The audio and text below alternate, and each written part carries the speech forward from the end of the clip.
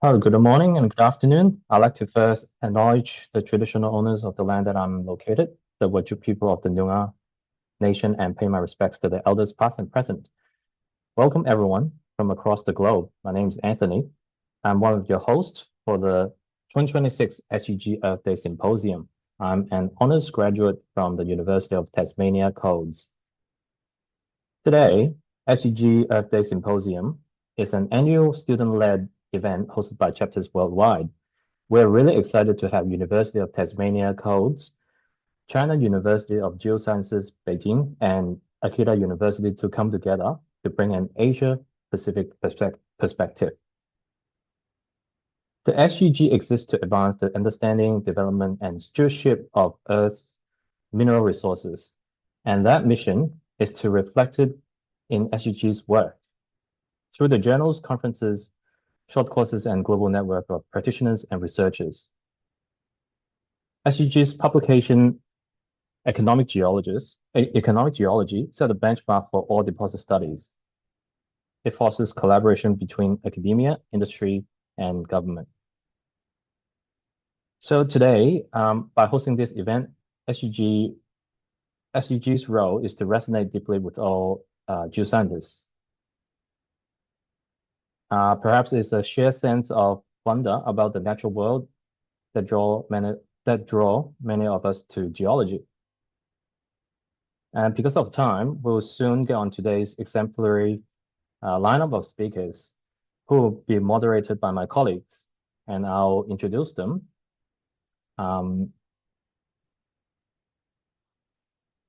They're Matt, Shilai, and Yasuhiro. So I'll first ask Matthew to introduce themselves.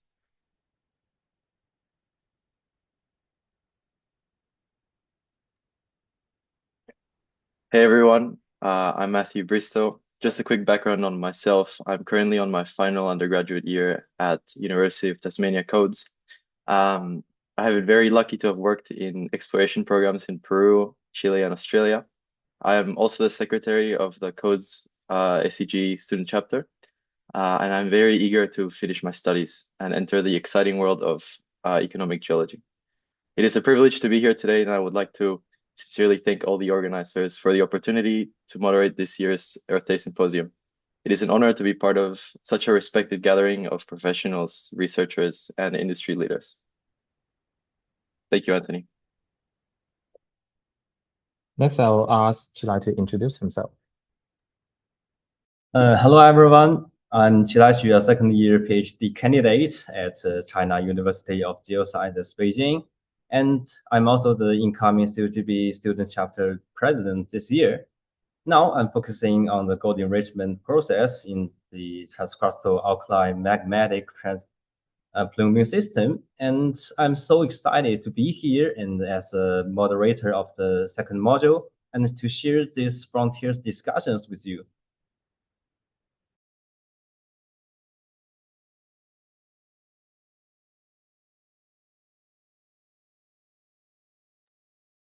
And may I ask, last but not least, Yasuhiro to introduce himself.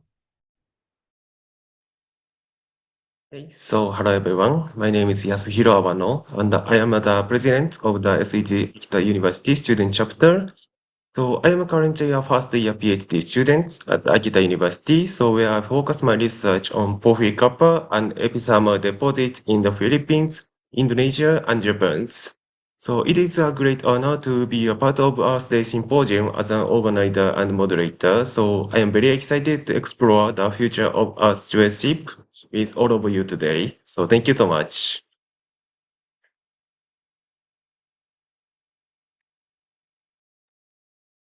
Thank you very much. The moderators have done a lot of work to help out with this event, and I'm really grateful. Now, we would like to welcome the president of SEG, Dr. Alan Wilson, to speak to us. He is an exploration geologist with over 3 decades of global industry and research experience. His career spans senior exploration roles with multiple companies working across the Andes, Australia, Africa, the Americas, and beyond. And he worked on porphyry, epithermal, IOCG, sediment-hosted copper deposits, and fish MS systems. He has served in numerous SEG leadership roles. He is an active contributor to economic geology, and today, unfortunately, he has other SEG-related commitments, but he has gracefully agreed to record a message for attendees today in the form of a conversation about economic geologists and their role in today's world. So I'll play this video now.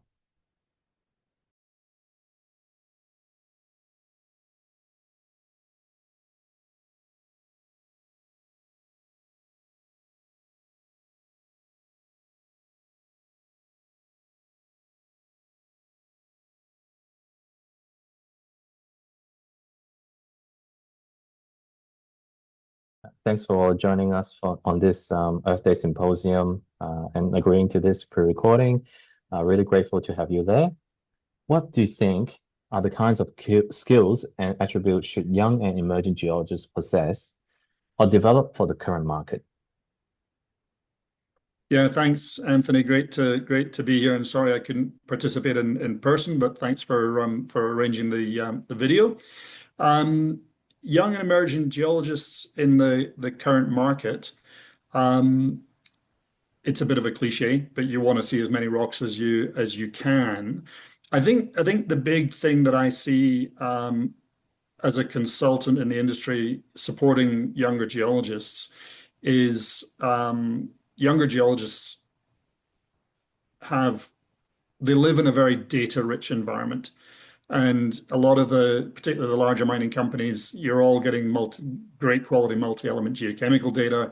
There may be scanning data and high-resolution photographs or XRD or XRF or LIBS or whatever the technology may be, and a lot of this referring to drill core.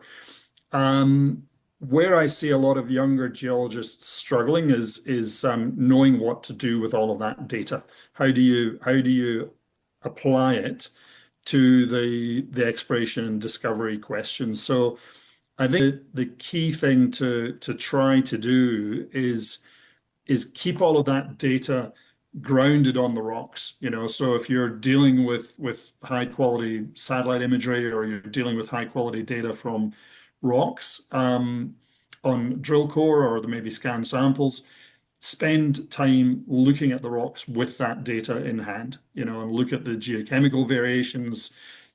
Scott Halley, obviously on the magmatic hydrothermal side of things, has done great work in lots of different ore systems, done great work helping us understand how to use multi-element geochem data from a lithogeochem perspective and also from a hydrothermal perspective. There's lots of great resources out there on the structural side of things. I think younger geologists, because the technology is great, but you have to remember you've got to interpret it while still looking at the rocks. So make sure you get plenty of field time, go log the core, keep building your field skills, your sampling skills, your mapping skills, et cetera, and you integrate all that other great technical data into your field-based workflows. The great advantage that younger geologists have these days is these data sets are objective data sets as opposed to the subjectivity of the hand lens or the scratcher or what is this dark alteration really all about.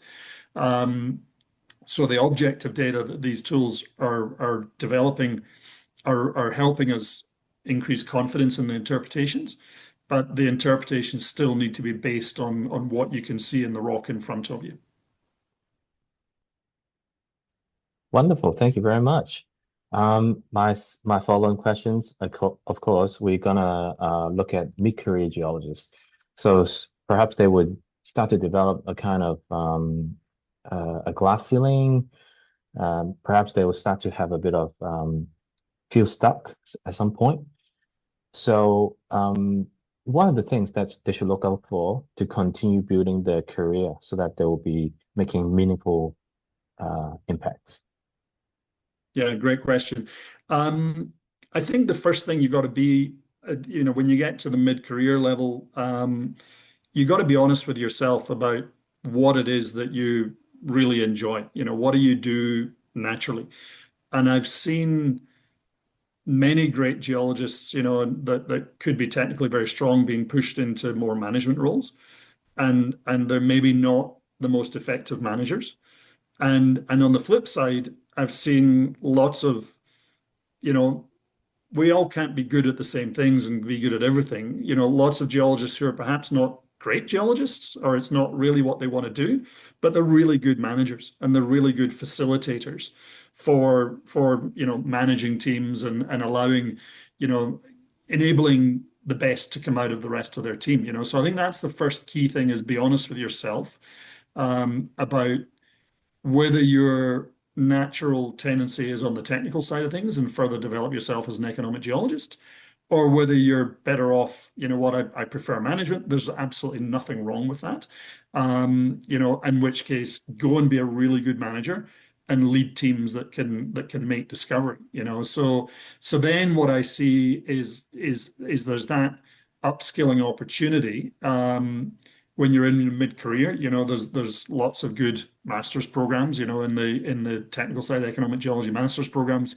You're a graduate of codes, I'm a graduate of codes. The master's program in Australia is great, but there's also great master's programs in various universities in North America and in Europe, etc. So considering a professional master's, with a research component, is a really good way to upskill on the technical side of things. We spoke earlier, about my career and me going back and doing my PhD. I had 9-10 years industry experience before doing that. And that was a great opportunity in my career to upskill on an applied research project that then, was directly relevant to what I was able to do in the next part of my career. So, without, stating the obvious again of see as many rocks as you can and visit as many projects as you can, learn from as many mentors as you can. Certainly considering a master's or PhD degree, after you've worked for a while is really good. You've learned, you have life experiences, you have geological experience.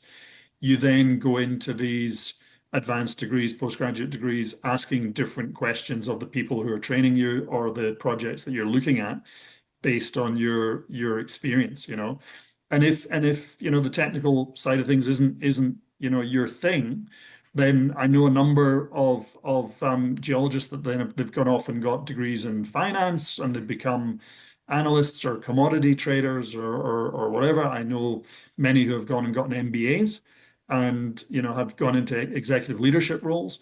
So there's lots of different ways of advancing your career, and that should be driven by what you feel comes naturally to you, rather than, in my experience, rather than by what your HR department says that they think they want for you or any of that sort of stuff. It's a case of trying, in so much as you can, try and do what comes naturally to you, and then the whole process becomes a lot easier when you feel you're following a natural path rather than being forced into something that you don't necessarily feel comfortable doing. That's amazing. There's a lot of food for thought. And always love listening to how a person with a long career like yourself talking about how they navigate things. And probably down the road we should have a session just dedicated to talking about your career, and it will be a very interesting recording. Yeah, no, that absolutely. I mean, the last thing I would say on that topic is one thing I see quite often is people getting promoted too quickly, because of the needs of the project and whatever else. And I think the thing that a mid-career geologist needs to understand is it's okay to say no to a promotion if you don't think you're ready for it, and because the worst scenario then is that you get somebody who's been promoted beyond their technical capabilities, but they're then expected to manage teams and they don't necessarily know how to do it. So, sometimes it's hard, I mean, you're being offered a promotion, you're being offered more money and more responsibility, and the temptation's absolutely there, totally logical to say yes. But if you don't feel, and I've done it in my career where I've said, no, actually, I don't want to do that just yet, give me another couple of years. And that's absolutely fine. If you're working for the right team and the right manager, they will understand, and it won't, if it limits your career in that organization, then you're with the wrong organization. If you're with a good organization, they should understand that, and they say, okay, we'll give you another couple of years and then see where you want to go from there. So it's a bit of a test of the organization that you're with also. Yeah, so really listening to what you're really good at, and also kind of the career progression that you want to follow. So for the next question, it's a bit of crystal ball. If you have a crystal ball, because obviously at the point of your career, you can see a lot better than we do, and also seeing the kind of cycles that had come before as well. So from your perspective, what can you forecast going forward for the geology and mining industry in the next decade or two? What are some of the things that we should look out for and what we can expect? Yeah, be interesting to look at this recording in 10 years' time and see how wrong I am. First of all, I think we're in a very long positive cycle for the mining industry and careers in exploration and economic geology in general. I think there is a growing global awareness of the need for minerals and in society. You can't just go to your local hardware store and expect all the stuff to be there all the time. I think there's a growing global awareness that that mining is it underpins our modern society. So I think for those considering careers in economic geology, I think the job market is going to be strong. We're seeing a lack of geologists and coming into the industry. And those that are already in the industry, we're seeing a big lack in sort of mid-career geologists. And I think that comes back to part of what I was saying earlier about being promoted too quickly. And then you're looking for the people of, 5 to 15 years of real good technical experience, and they're not necessarily there. So there's that is a positive, I think, for, as far as we can look in the future. I think the big change that we'll see for geologists of your stage in the career and those coming into the industry now, and for academic, geologists also, is technology, and we have to understand. So all of the digital advances, the data processing, artificial intelligence, all those sort of things are only going to increase in importance. But I think the key thing with AI in particular is we have to embrace it because it's not going away.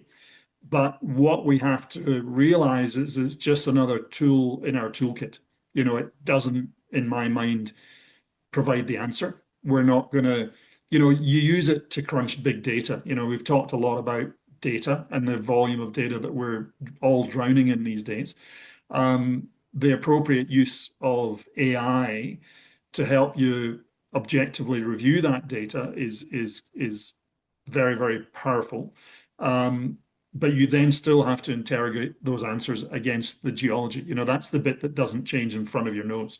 And whether that's geology, geochemistry, geophysics, structure, whichever, it's probably going to be some combination of all of them.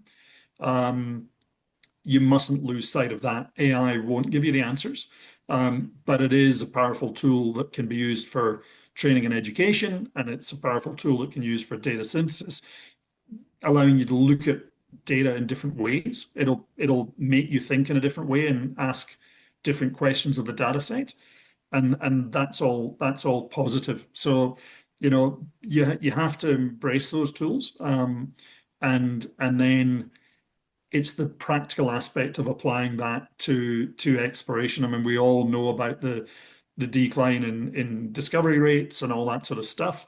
There is no simple answer as to why that is, other than most of the low-hanging fruit, has been found because there's fewer and fewer parts of the world that we can easily explore, outcropping deposits and so on.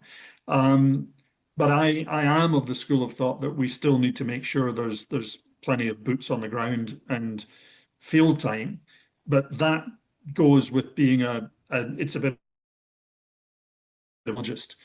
But that's not somebody going just with a tablet. That's still somebody going to the field with, a hammer and a hand lens, as well as all these other data layers. They're just other they're just toolkits. So when I started in my career, it was a hand lens, a scribe, an Estwing hammer, and a Brunton compass. And I'm old enough to have started my career in the pre-GPS days. So we still needed to know how to read maps, and navigate. But you utilize all of these technologies. So in the same way that we went through this transition of trusting GPS data, and now it's just routine. We've got it on our phones, and we use it all the time and don't think about it. That's a digital tool that has been totally integrated into our workflows. A lot of these new tools and technologies that we've touched on will also become integrated into our workflow, but you always have to question, is this correct? And you should never lose sight of the rocks that are in front of you. That's wonderful answer, Alan. I think one thing that I heard was these days people start to have Starlink as well in the field, exploration, and they can utilize that to look at the whatever short videos on their phone, and it becomes a distraction sometimes, but it's also a good tool as well. That's right. Yeah, no, absolutely. It's an interesting one. Just you mentioned Starlink. What I've noticed, a lot of the remote field camps that I go to, it has to be managed really carefully because it kills the camp environment. Whereas before people would be talking around a campfire or playing a game of cards or having a quiz night in the camp or whatever. Now a lot of people just retreat to their tents and do what they would do at home, and because they can, and they're watching YouTube videos, and there's nothing wrong with that, but it does absolutely change that dynamic in a camp environment, in an exploration environment, which is often that informal chat of, well, how did things go today, and it's looking out for your mates, and it's random ideas that come over the campfire, talking about geology. So Starlink is great, but it does, like all technology, it does come with some challenges as well. It's like all technology, it's a tool and it needs to be managed. Yeah, definitely changes the culture. Yeah. Yeah. And well, moving on to the last question. What does Earth Day means to you, and can you also provide a bit of a perspective for SEG as well? Because since we are this is an SEG event, and we want to say, well, what SEG, what's the meaning behind SEG hosting this event? Yeah, well, I think it's great. I think looking back through the archives, I think this is our fourth Earth Day, if I'm not wrong, and apologies if I am wrong. So obviously we've got you guys, Code's Student Chapter. We've got the Geosciences University of Beijing in China, and Akita University in Japan. So that's a great representation from Australasia. Thank you very much. I think it's really important, for SEG to have our student chapters, lead this initiative. It's been entirely driven by the student chapters, and it's now, going global, which is absolutely perfect, and lots of interest. Hopefully, I know it's going to be recorded, and hopefully you get lots of views for those that can't participate in the time zone. So, I think it shows SEG's awareness of its responsibility as stewards of Earth resources. We are, probably the world's largest content deliverer of research and training in economic geology. I think we take great pride in training, providing real practical hands-on training for the economic geologists of the future, be that in an academic environment or be that in industry. But we have to be responsible stewards of the planet. So, I've been in the industry for a while, coming on 35 years. Ours is an extractive industry. We leave a footprint on the planet, and that is unavoidable. But I think, as we go through the decades, there is now a very solid understanding that we need to tread as lightly as we can, that our footprint has to be as small as we can, and that we build into our exploration programs and into our, mine design, construction, mining, rehabilitation, closure, rehabilitation. We build into our workflows all of the appropriate ways to minimize the footprint. We're not going to have mining with no footprint. That's just impossible. But we have to embrace the technologies, that allow us to conduct better remediation. We've been focusing on some courses. We now run a course or collaborate with a course in Colorado that looks at remediation of old mine sites and trains people on how to remediate old mine sites. We sponsored a lot of research, across the whole mining value chain, and looking at how can you recover critical minerals from mine tailings, and old contaminated mine sites, and produce critical minerals whilst also cleaning up, historic mine sites. So if we can educate and provide content that allows people to do that better, that's only a positive, for the planet. But I think the other thing that we should do, and we're all ambassadors of our industry, is we need to continue to educate all of our communities, that surround us, and that we're all consumers, or most of us are consumers, of the commodities we produce. It is, I think, our responsibilities as professional economic geology to educate people on the necessity of mining, but also to educate them that, we want to minimize the footprint. We want to minimize the impact that the extractive industries has on the planet, and we actually don't want to create contamination. It's not the mine of our grandfathers, where it was production over anything else, and leave a big footprint behind it you can walk away from. That's not the industry we are, and I think that's part of the culture that we're trying to share with our membership. And so we're delighted that you guys are hosting this Earth Day. I think it's, hopefully Earth Day started in 1970, so we're a little late to the game. It's the 57th, Earth Day. We've been going 4 years, but hopefully, with our 110 plus student chapters that we have around the world, hopefully we can keep finding student chapters that want to keep this annual event going. And congratulations, and thank you very much for doing this on behalf of the society. We really appreciate it.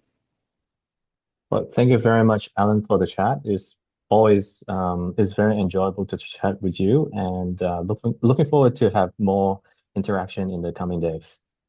And well, good luck. Thank you very much again. Thank you very much.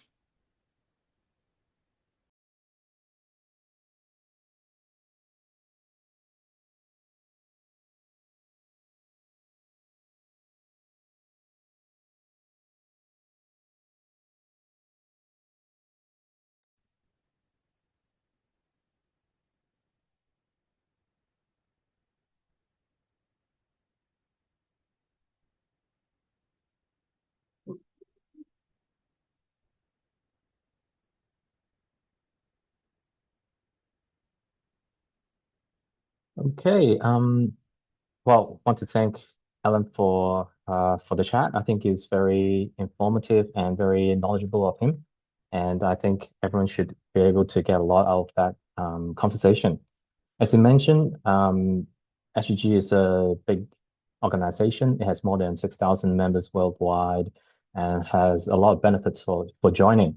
So I'd like to advocate everyone for if you're not a member, please join. There's a link below, and there's also a QR code as well, so which you can scan and become a member. A bit of housekeeping here. For questions relating to the upcoming talks today, we have a chat box for you to submit questions. And we look forward to having a lot of questions, good questions, interesting questions that will bring in more discussions. I will now hand the floor to my colleagues. That is Yasuhiro from Akita University and Matt from UTAS Codes. They will moderate Module 1, Metallurgy and Critical Minerals. Over to you. Hey, thank you, Anthony. So, hello everyone, and welcome back. So, I am Yasuhiro Awano from Akita University, and I will be serving as a moderator for Module 1.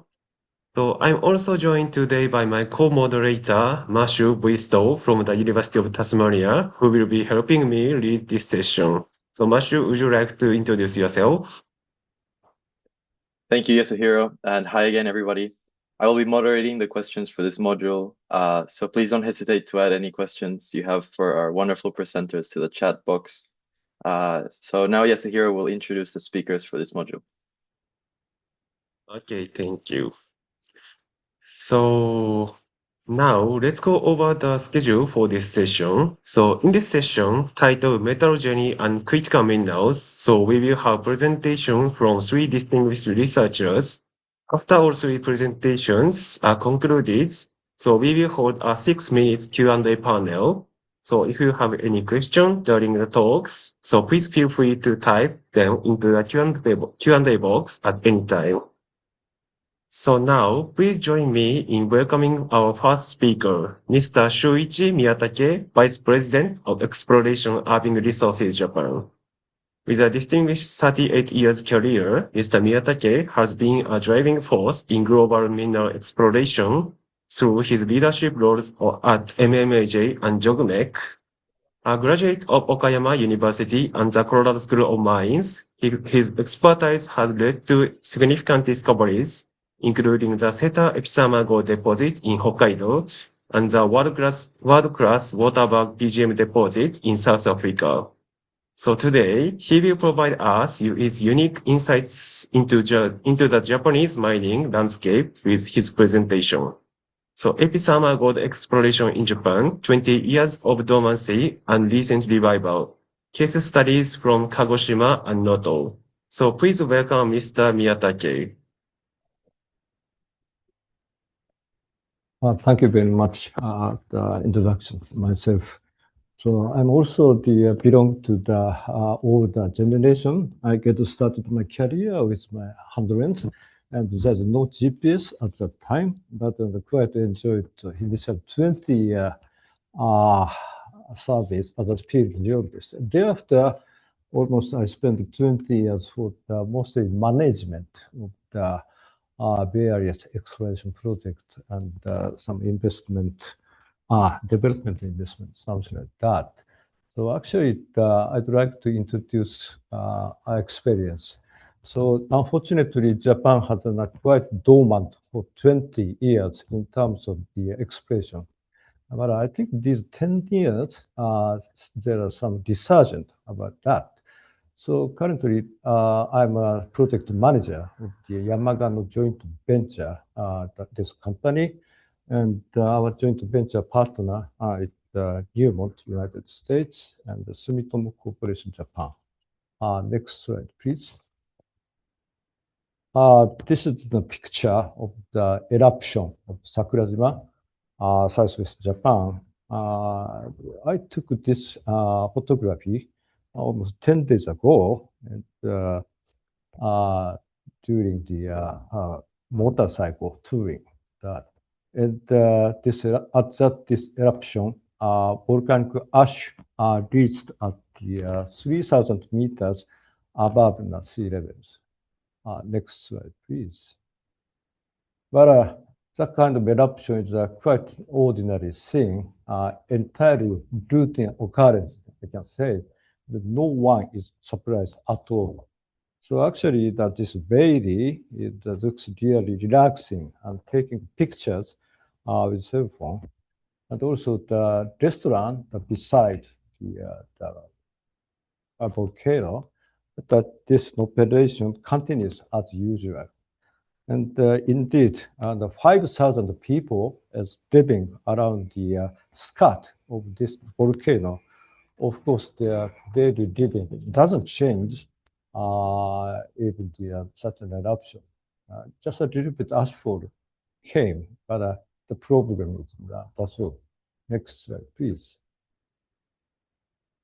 Yes, we certainly have some hardship about the certain eruptions, while there's also the great endowment from volcanoes as well. Just one of them is definitely epithermal gold deposit. So actually, the location of the Sakurajima here, this is surrounded by the Caldera Bay, like that. And current active volcanic front in the southwest Japan, the magnified this portion, it's extending northeast. So the most northern portion is the Kirishima Mountains, the Sakurajima here, Kaibondake, and the Satsuma Yojima, somewhere like that. So this is the front of the current volcanoes. And looking at the epithermal gold like that, around that, so we say Hokusatsu region, that is one of the major biggest gold province in the Kyushu in the country. So at the most western portion from the volcanic front, there is a Kushikino mine. The historic production is 55 ton, and this formation age is reported to 4 million years. Also, just a little bit close to the current volcanic front, we see the Yamagano deposit. It is also historic production of 28 tons. And the formation age is estimated 1.9 million years. And another one, the Okuchi here, and 17 ton and 1.1 million years. And the most closest the volcanic front gold deposit is Hishikari. That is accumulated production in more than 260. And formation age is estimated 0.9 million years, I think. So this means that this volcanic front migrated from the west to the east and producing such an epithermal gold deposit. So the current position is that. So there may be the new gold deposit is formed under the Sakurajima volcano right now, I think.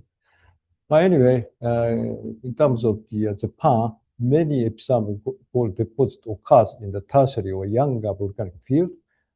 Entire Japan Island arc. The latest discovery and development is that this Hishikari gold deposit, gold mines, Hishikari mines.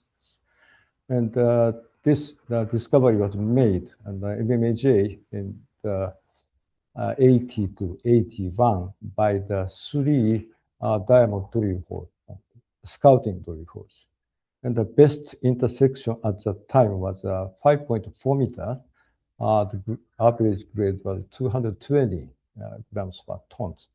Then thereafter, Sumitomo Metal Mining undertake the further exploration and development. In 1986, the first announcement was made.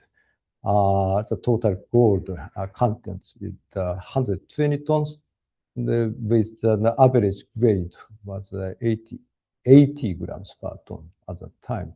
Then 2 years later, the commercial production get started, and this mine is still in operation. Total gold production is like that, but everyone believes more than 300 tons. I think the company aims to continue to mine more than 100 years, I think. That is the current aim, I think. But anyway, this deposit is a really high grade, so the ore treatment is made by the hand picking. And also the ore is the direct shipped to the copper smelter as a silica flux. Anyway, our company's project, joint venture aim in the Yamagano area is to seek a similar deposit to Hishikari. Okay. Hishikari ore looks like that, really typical epithermal veins with very delicate crusting banding. The Jingu band is quite rare, but this ore looks like that. Please, next slide. Okay, when the Hishikari was discovered, 1980 to 81, at that time, the gold price enjoyed a really high price at the time. So that this orange line shows the gold price, the Japanese yen per gram, 1 gram. So at the time, I think the price was 4,000 yen at that time. And the Hishikari discovery was really shocked to the Japanese mining company.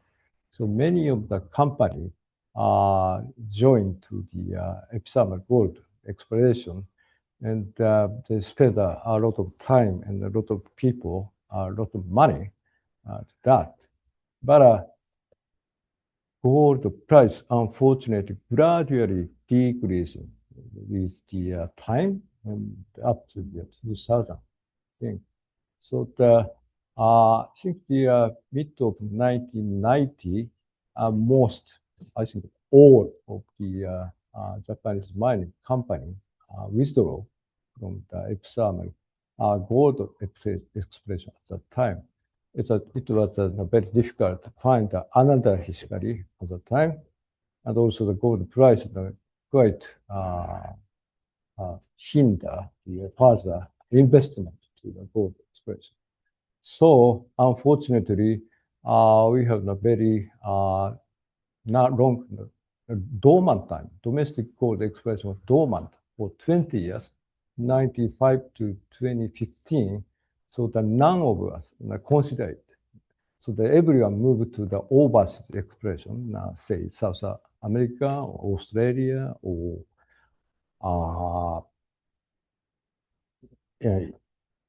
Southeast Asia, or something like that.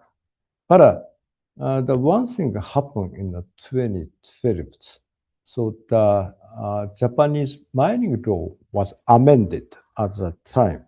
So the Mining Act was being enforced more strict operations.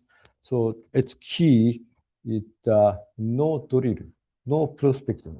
The companies still hold lots of the tenements at the time, but after the mining law amendment, Japanese mining companies released all the prospecting right at the time. And also, many of individuals also release the prospecting license as well. So I think the 2015, entire Japan, there's a lot of promising interesting property emerged at that time. So the gradually the mining epithermal gold exploration resurged at that time. So the currently, I think the 4 or 5 overseas in the company that keep doing the exploration. There's no need to mention to the current surge of the gold prices. Next slide, please. Okay, this is the geological map of the Yamagano geology past development. This brownish line means the projected old tunnels of the Yamagano mine. That is there's a historical mine. And this almost corresponds to the vein distribution. So the Yamagano epithermal vein distributed in all the andesite, we say. The formation age is the Pliocene, and resources is mostly 2 pyroxene andesite. And also some andesite include Holgren and some volcanic breccia and tough breccia, similar compositions. And also all the andesite is covered, all the andesite believed as the pre-mineral resources, of course. And also all the andesite covered with this bluish, light bluish Nagano formation. Nagano formation consists of the lacustrine sediments, sandstone, mudstone, with some tuffeous materials, and also conglomerate at the bottom. So this Nagano formation is also really altered, hydrothermally altered. So it is believed the pre-thin mineralization geological unit. And also these 2 geologies covered with the new, younger Hokusatsu andesite, this yellow greenish red color, this is also the andesite, but on the hornblende dominant, the pyroxene andesite. That is the formation. And this new Hoxas andesite is believed as a post-mineral andesite. So there almost no alteration. They're limited to just the weak smectite alteration. Okay?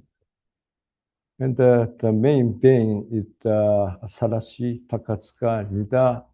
Sarashi Takatsuka Nida. That the width is 1 to 2 meters. The extension is 500 to 1,000 meters. The average grade is 4 or 5 something. Silver grade 7 to 15. That. Next, please. And the Yamagano is a really historical mine that was discovered in 1639, where the peak production period is 1659. So the mining operations this area finally ceased in 1953, the really ancient one. And the historical development heavily relied upon the hand-picking mining. So it's really years ago, 300 years ago, and followed by a limited period of the mechanized mining around the year 1910. So the development is mostly limited to the southern part of the deposit. So the discipline has never been subject to modern exploration. And also, surprisingly, very limited drilling has been conducted to date. So another characteristics is we see a lot of visible gold, Tozikin gold and occurrences in Yamagano. That is a reason why such an old timers are easily able to find out those positive things. Okay, next slide, please. This is some pictures of the quartz vein float we can see at the ground surface. Most left side with the gold grade, the 83. Center one picture, the 21. Right side one is the 86. It includes some the host rock, I think, specified Nagano formation. Next slide, please.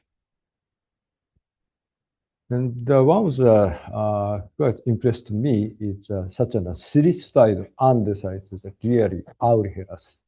So the left side is the silicified andesite and covered with limonite, sorry about that. But its grade is 21.8. Center one, we see some quartz veinlet and 7.6 ppm. Right side one is still 87. So the silicified andesite to carry in such a high grade of gold. So this is one of the most surprising myself in this area. Next slide, please. Okay, let me mention to the Yamagano exploration. Currently, we have 3 kinds of the targets. The one is the eastern extension, the Yamagano veins, almost no drilling so far. And also the under the younger andesite cover and the middle portion here. The third target is the less developed northern vein systems here. We know the veins here, but no one touched so far. But anyway, in terms of the eastern extension, drilling is currently underway. AMT, high resistivity area, it's some magnetic surveys. Resistivity area correlate well with the main vein zones at the Yamagano regions. And this continues eastwards with increasing depth. So we are prepared the relatively longer drilling, say up to 950 meters, scouting the portion, the eastern extension. Second portion is the drilling campaign will be soon started. I think 2 months later. The third one is now preparation. Next slide, please. And this is a little bit magnified image, some trace of the eastern extension, the summary of the second hole. This reddish portion is the projected high resistivity region, under 300 meters from the surface. Next slide, please.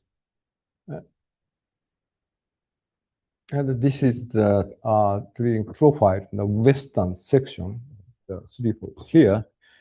And representative gold grade intersect the company already press released it like that. The width 1 meter, the 46 gram per ton we see here. Those 1.3 meter, 5.8 grams ton gold here, including Tojikin gold like that. The another one, the 4.6 meter, 3.5, and 1 meter, 23 grams like that. So but anyway, say around the high resistivity zone, we see a high grade portion, relatively shallow level. Okay? That is a current result of our scouting drilling. Okay, next, please. We're also conducting the similar attempt to the Noto regions like that, almost central portion, and the Noto Sado area like that. And this is not just a stage, the target generation, target identification, but both vein float at the surface like that in this region shows the maximum 38.5 grams, the silver 45 grams, looking really nice, maybe some veins. And also another one, the 9.3 grams. So the such a good looking at the post-float vein is really scattered at the surface in the Noto region. So now we are planning to another new project in the current. Next slide, please. Okay, advantage expression in Japan is it's the underexpressed relative to the potential limited modern expression works. Okay? And the stable investor friendly the mining framework, so the favorable mining law and taxation, I'd like to say, and also the open economy, the trade environment with unrestricted capital flows. And yeah, additionally, the Japanese yen remains really a low, the multi-decade social stability and excellent infrastructure. Everywhere, the onsen hot springs are available around the campsite. Well, anyway, at the last, I'd like to mention about some redefined strategy. Irving aims for environmentally responsible development for high-grade gold deposit. And we aim looking at the underground mining, minimize surface footprint, waste rock is returned to underground. And direct shipping the ore, the hopefully, the ore is supplied as a silk flux, and eliminating the need for the tailing dams. And a commitment to the best practices and strong community engagement. Those are the quite bottom of our operation.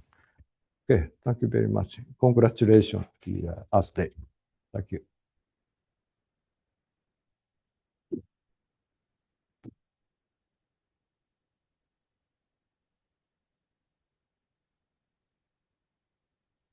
Okay, so thank you, Mr. Miyatake, for your fascinating presentation on the revival of gold exploration in Japan. So moving on, I am pleased to introduce our second speaker, Associate Professor Dao Wang from the School of Earth Science and Resources at the China University of Geosciences, Beijing. So Dr. Wang research focusing on the cutting-edge application of metal isotope in ore deposit research and exploration of critical metals.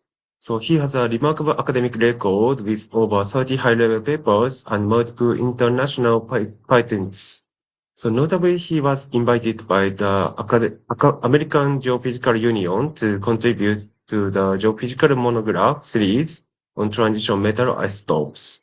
So his work is instrumental in bridging fundamental mineralogy with modern exploration techniques. So please welcome Dr. Wang.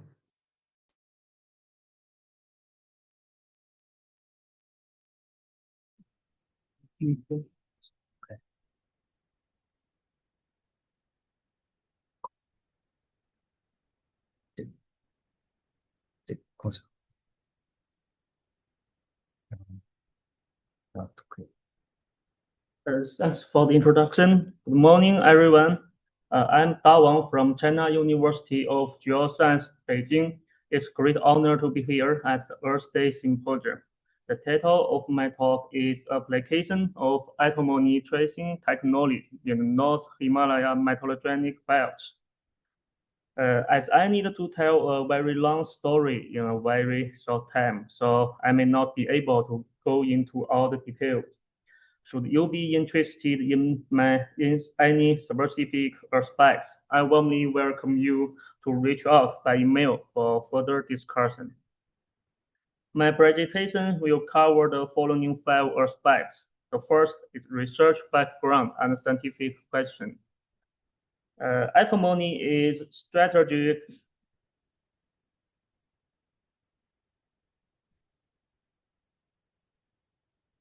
Okay. A critical metal ranked first among the world's top 10 scarce resources, known as one of China's 4 major strategic resources together with rare earth elements, tungsten and tin. Antimony is widely used in various fields and shows dual geochemical properties.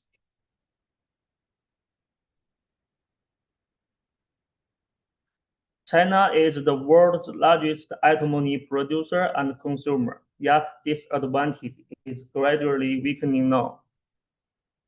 Globally, the distribution of antimony deposits is highly uneven and shows clear zonation, occurring mainly along the continental margins and orogenic belts.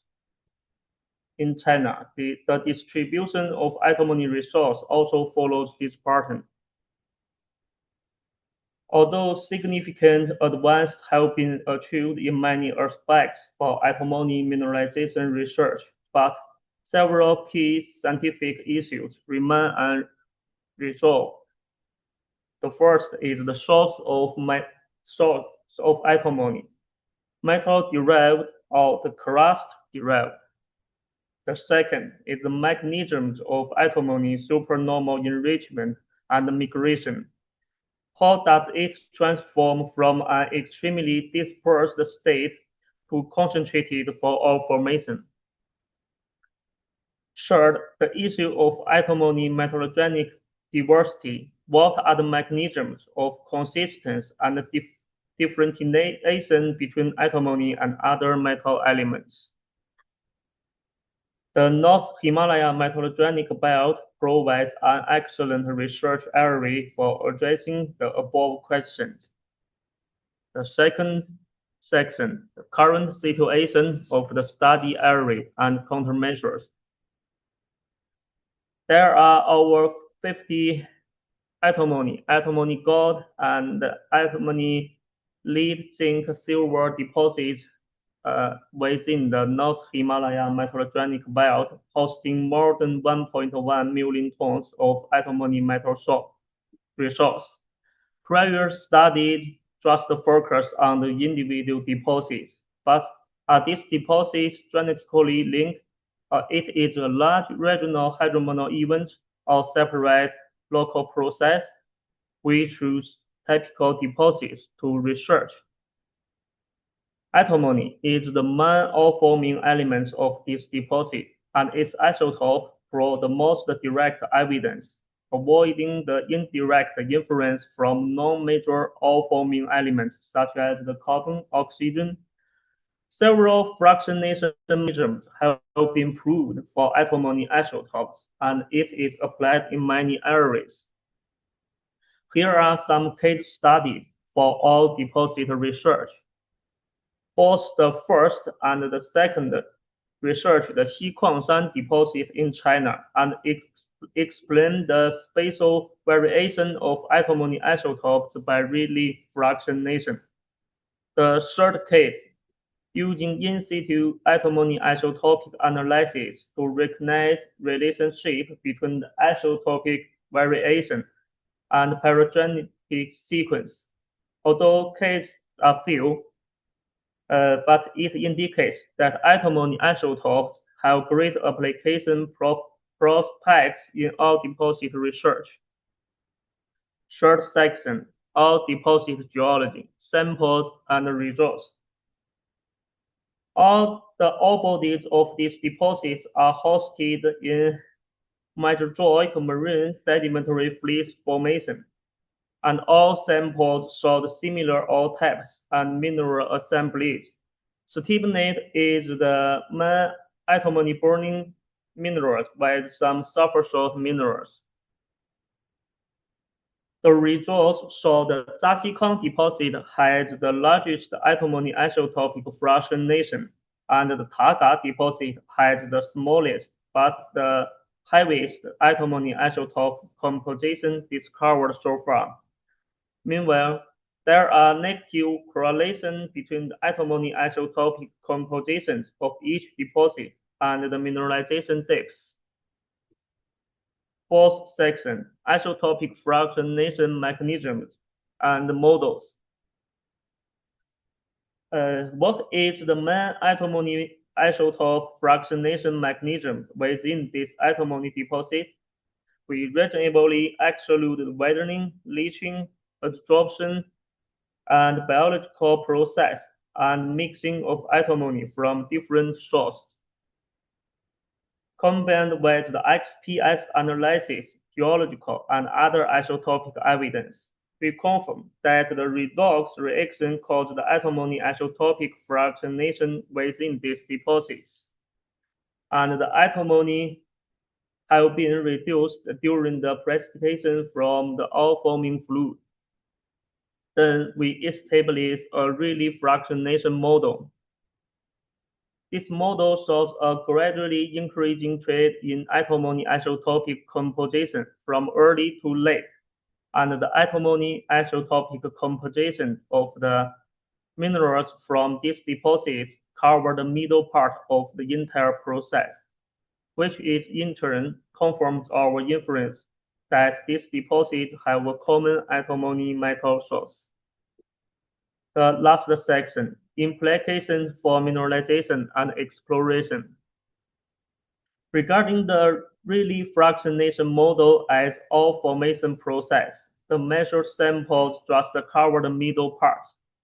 From time scale, antimony isotopic compositions gradually became heavier from early to late, and from spatial scale, antimony isotopic composition gradually became heavier from deep to shallow. And the greater the sampling elevation difference, the larger the variation range of antimony isotopic composition. This indicates that the ore-forming fluid must migrate from deep to shallow. Based on the fluid inclusion theory calculation and regional low temperature thermal chronological evidence, after mineralization, these deposits have undergone varying degrees of erosion and have been exposed at the surface. Thus, there is great exploration potential for antimony in deeper areas. To sum up, current deposit distribution pattern is the result of a large-scale regional hydromineral mineralization at different depths, followed by differential erosion. Here are some summarized conclusions. This research has been just published in GSAB journal. If you are interested, you can take a look at it. Thank you for your attention.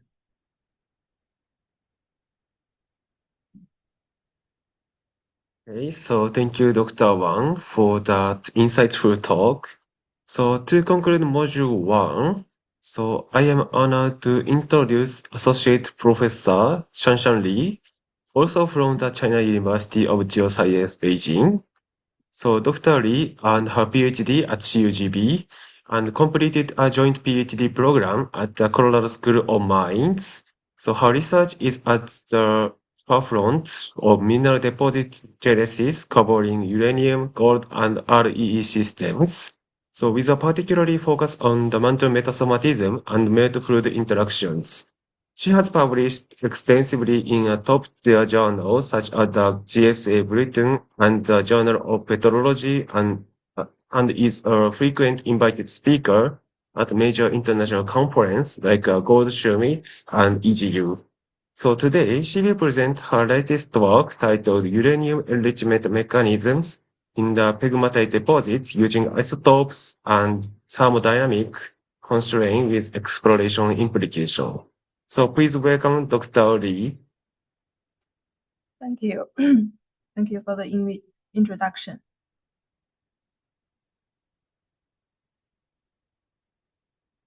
Hello, everyone. Good morning. I'm very glad to share my recent work to you.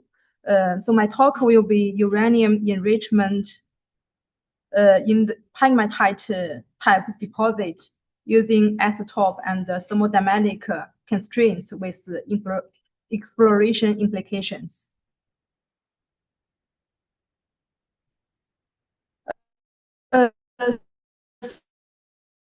So uranium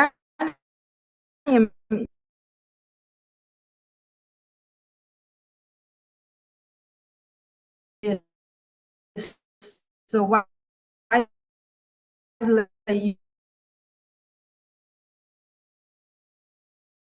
used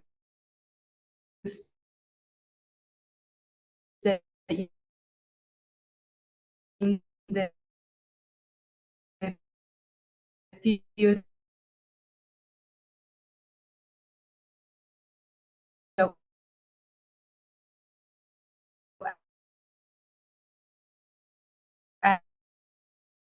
energy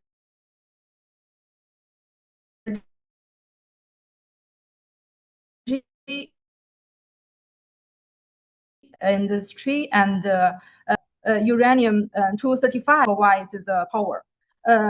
In generation is increased, driven higher. Uranium has a low concentration within the mantle, but in this 2.1 ppm number in the following large ionic radius and in silicon magma. So it prevents pegmatite uranium deposit is a very important type. So it provides more than 1.2 million tons of uranium resource.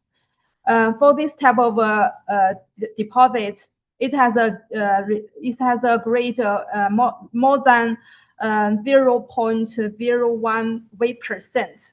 So my question will be, why this uranium is highly enriched to form this type of uranium deposit? So there are three main processes related to the uranium enrichment. So one process will be the release of the uranium from the partial melting of the basement. Another process will be the crystallization process. So during the crystallization, the uranium will be enriched within the silicate melt. Another process will be the fluid or melt interaction with the rocks. So uranium will be enriched within the fluids. My study area is in the Husab uranium deposit. So this deposit is maybe the second or third largest uranium deposit of the pegmatite type in the world.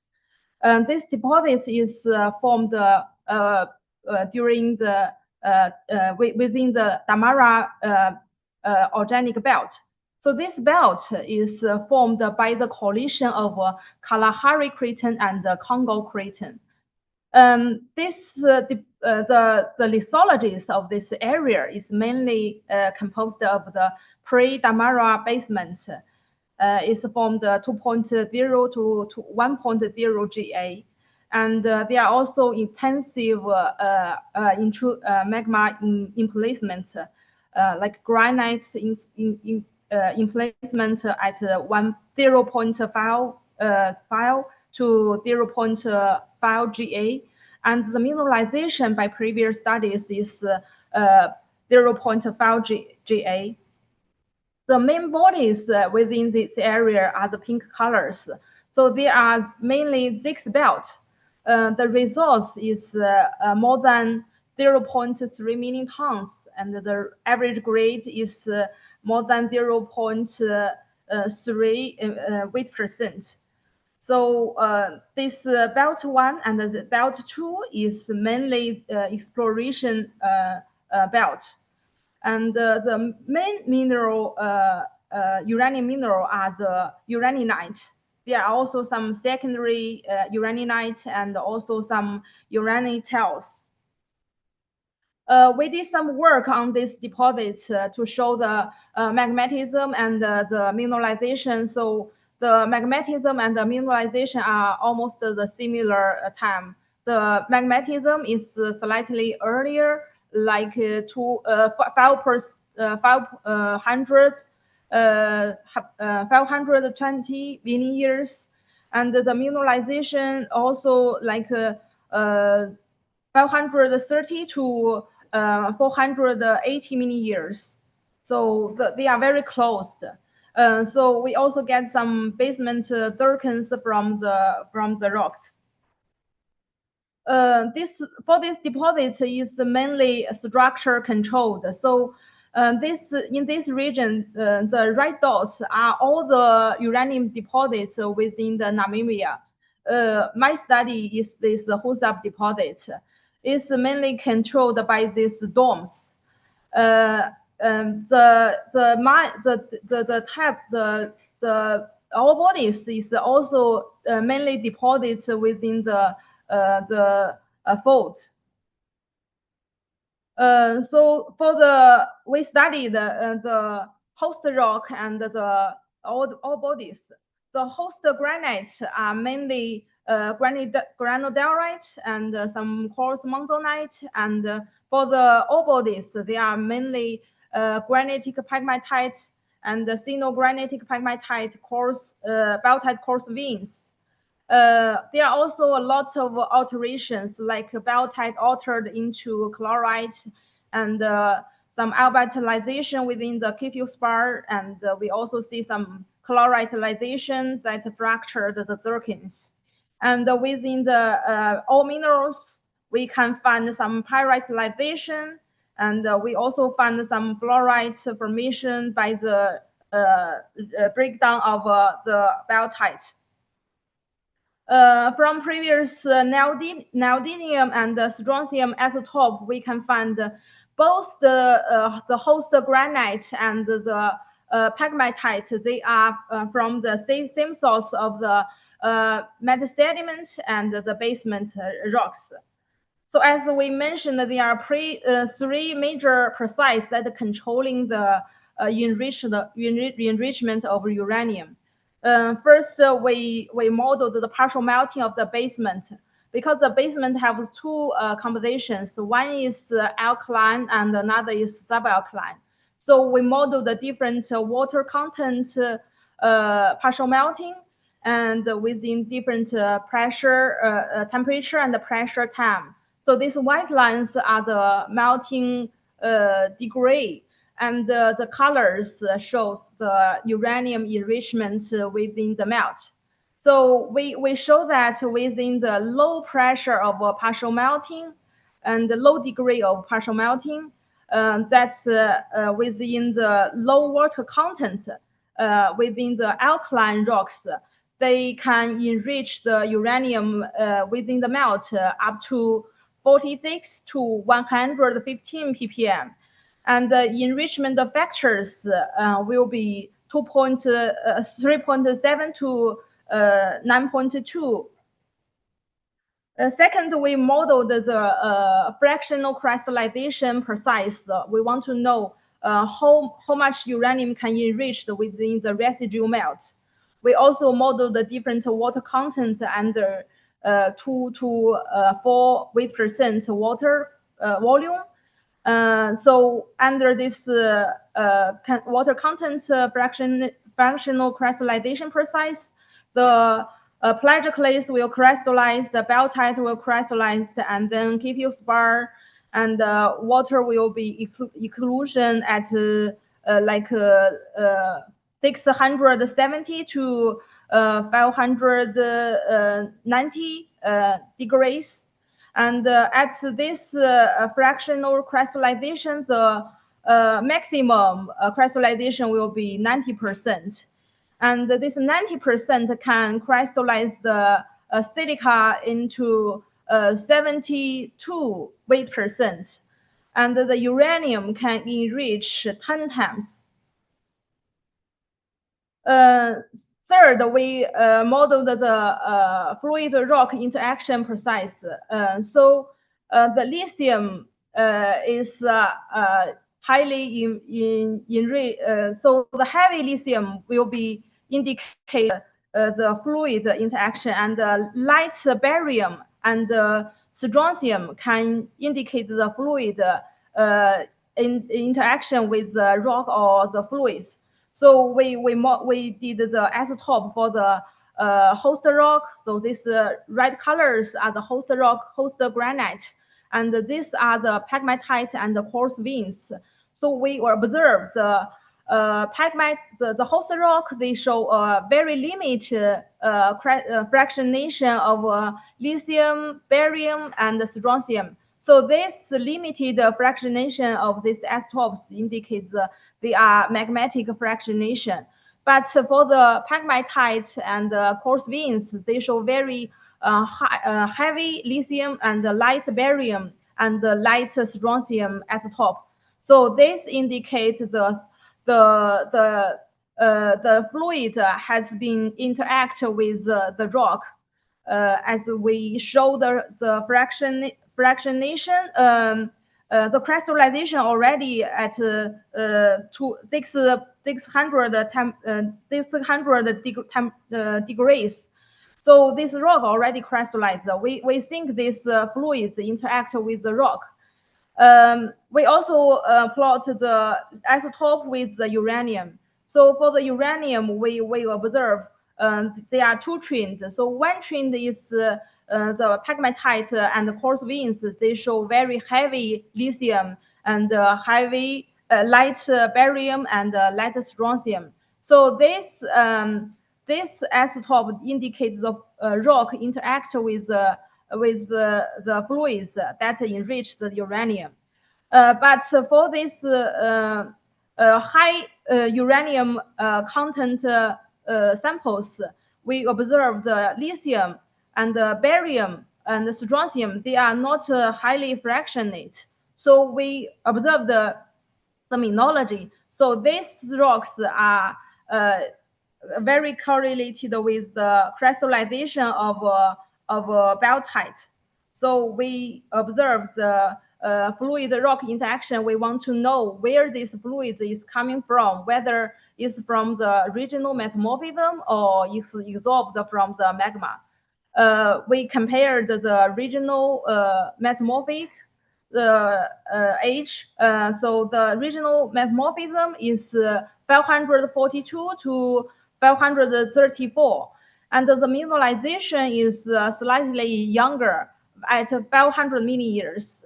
So we think this metamorphic fluids cannot provide for the fluids interact with the magma to enrich the uranium. We then compared the previous fluid inclusions. We found the fluid inclusion. The fluid composition changes from the saline aqueous carbonated fluid into aqueous fluid. So this indicates the fluid is from the magma. So for the future exploration, we think is similar like recent publications in PNAS of talking about the lithium in Tibet. So we think the enrichment source, the enriched source is an important factor that can enrich the uranium. And then the partial melting can enrich uranium into 10 times. And the fractionation process can also enrich uranium into 10 times. And for the fluid rock interaction, we are still working on it. So that's future work. So we think this fluid rock interaction and also can also play an important role into the enrichment of uranium. So this unpublished work, so we are still working on it. So I look forward for your opinions.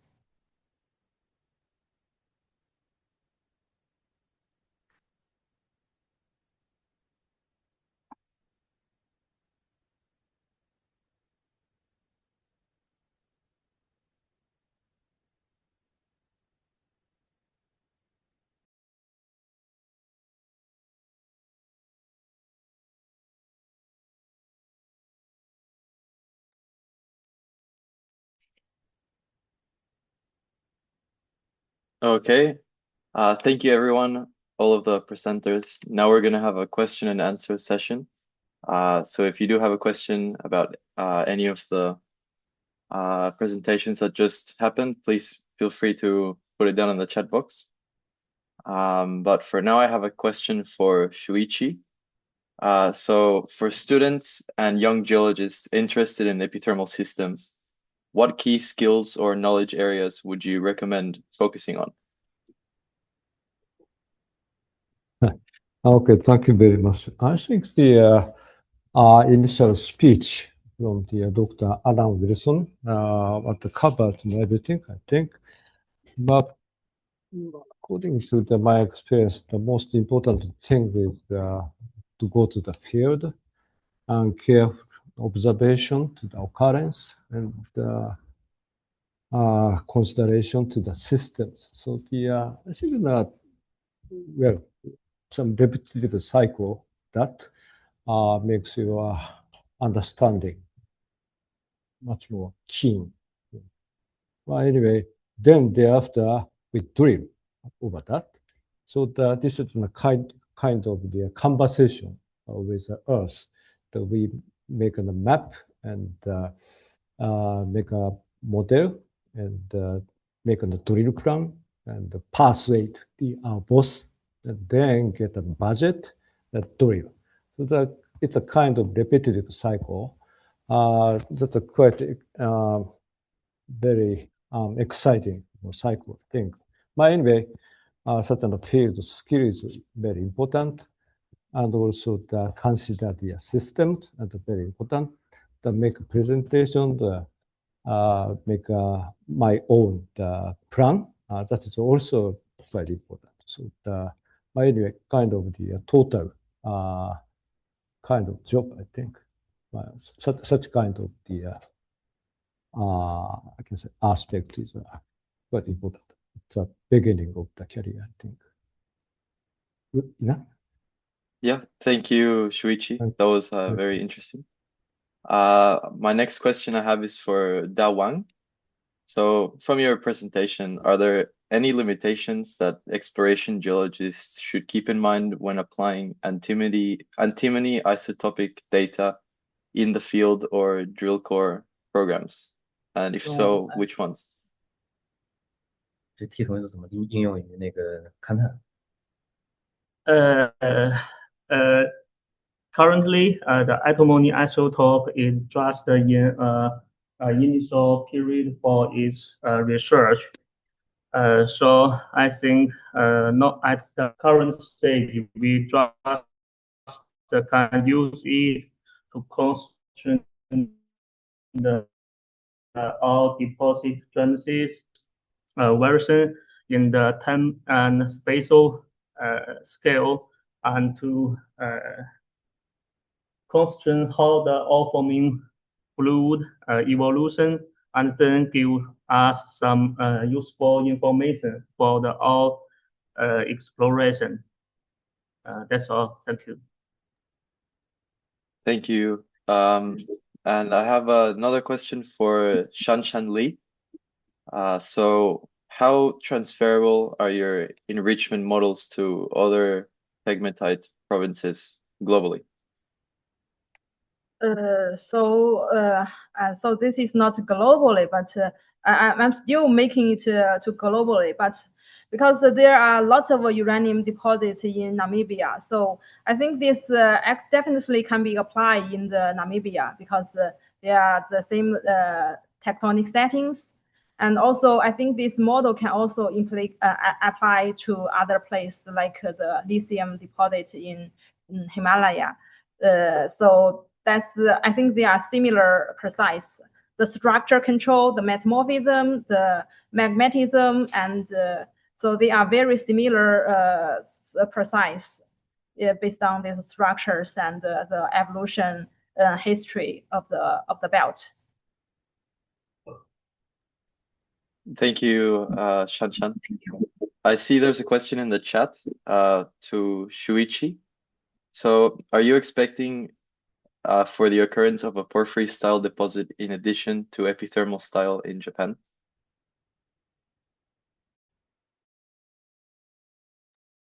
Okay. Actually, the epithermal code observation but disappeared entirely in any regions in Japan. So totally disappeared at that time. So then the question is the dormant gold location, Sato Island, and not the peninsula. Yes, the Sato is yes, still dormant in terms of the expression, but the one thing is entire Sato is registered as a kind of World Heritage 2 years ago. So the very difficult to do the expression right now, I think, but not like that. That makes sense. Yep, thank you, Shuichi. Thank you to everyone. So Dawang, Shanshan Li, and Shuichi for your presentations. They provided valuable insights into the world of metallurgy and critical metals. I'm sure everybody appreciated the knowledge and perspectives you shared. So now I would like to introduce our colleague Chilai, who will be in charge of moderating Module 2. Thank you. Okay, so thank you so much, Matthew and Yasukiro, for such an excellent session. So here's me, Chirashi, and my colleagues Anthony. We will moderate our second session, Sustainable Resource Development, where geoscience meets global challenges. So in this session, we will explore some cutting-edge innovations at the intersection of ecology, resource sustainability, and geosciences. Our first speaker is Dr. Alvin Mason, a lecturer in environmental geology at University of Tasmania. So Matthew, please switch the slides to our first speaker. Hi,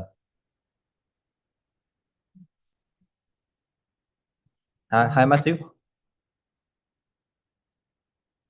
Okay. So our first speaker is Dr. Alvin Mason, and yeah, he's a lecturer at the University of Tasmania Codes. His pioneering work now combining mineralogy and biogeochemistry to unravel the behavior of critical metals in the oxidation zone, which is an essential puzzle for sustainable resource management. So let's now warmly welcome Dr. Alvin for his presentation. Please, Dr. Alvin. Thank you for the introduction, Chile. Much appreciated. Share my screen. And hopefully you can all see that. Yeah, really grateful to be here today. Thank you for the invitation to speak. And it's been really interesting to see we've had gold, we've had antimony, and we've had uranium, and now we're looking at cobalt. So we've got all these different resources that we're interested in globally. And I think that's one of the really important takeaways is that we do need so many different resources for society, continue moving forward and finding more efficient ways and more sustainable resources, ways to do things. So I'll be talking about, looking particularly at cobalt today. I've also done quite a bit of work on tellurium in the past. If anyone's interested in tellurium, please get in contact. emails there, or connect with me on LinkedIn or some other social media sites. Very happy to chat after today as well.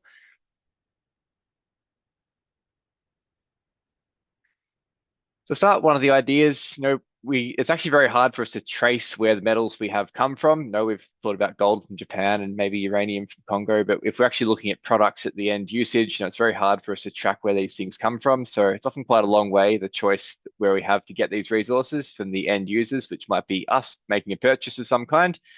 And it's still overall easier to produce something new than it is to repurpose an old thing. So we're still, by and large, there's many new mines being open, but it does take a while to get these things open these days. Of course, long exploration timelines and approvals processes take quite a while. Still most common, but in some ways that's the least sustainable option long term. I don't think we'll see less exploration in some respects, but we need to, when we do open new mines, it has to be done with consideration and thought. I'm looking a bit more in the aspect of mine waste. So these have already been dug out of the ground. Sometimes these are simply overburdened, so they might have a secondary usage. But if you go looking into tailings, there's often historical tailings particularly, the resource might not have been processed really effectively, and there might still be a resource of the primary or a secondary resource that's in the tailings with the added advantage that's already been crushed up in a crushing and grinding process. Recycling can be quite a challenge. There's often ideas about, we can just go back to our old phones and take away all the resources out of those. But essentially, when you've got a pile of mobile phones, say, these are acting as their own ore body. You don't have a simple resource of the cobalt in the battery. It's now lithium cobalt oxide. You need to get the lithium and cobalt back out of that oxide. It's a very different sort of metallurgy process than what we might have otherwise. So where are these elements found? So the critical metals list is now quite enormous. Many of you will have seen the most recent list from the US, and it's, I think, over 60 elements now. So it's coming towards almost the entire periodic table. So it's still a question of where do we find these things. And the critical metals are often found in these trace amounts in major commodities.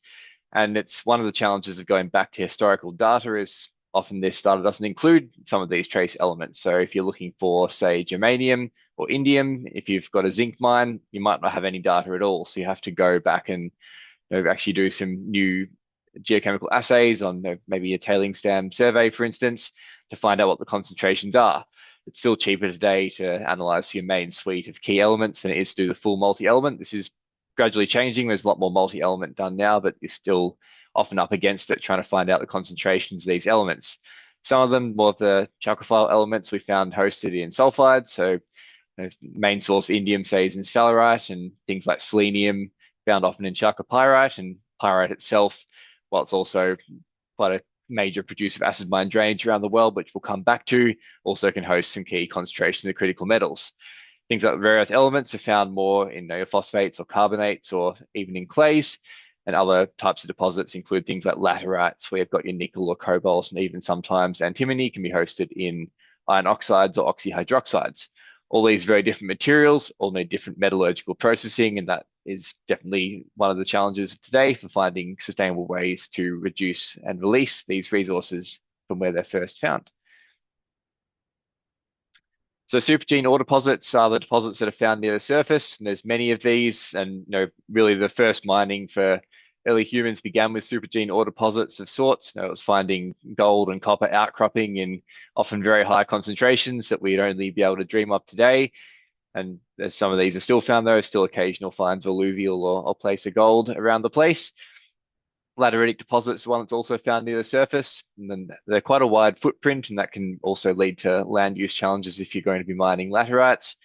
And there's also another type of supergene ore deposit, which is the rare earth element ion absorption clays, which have really only been around and described for about 10 years now. So it's quite a recent type of ore deposit.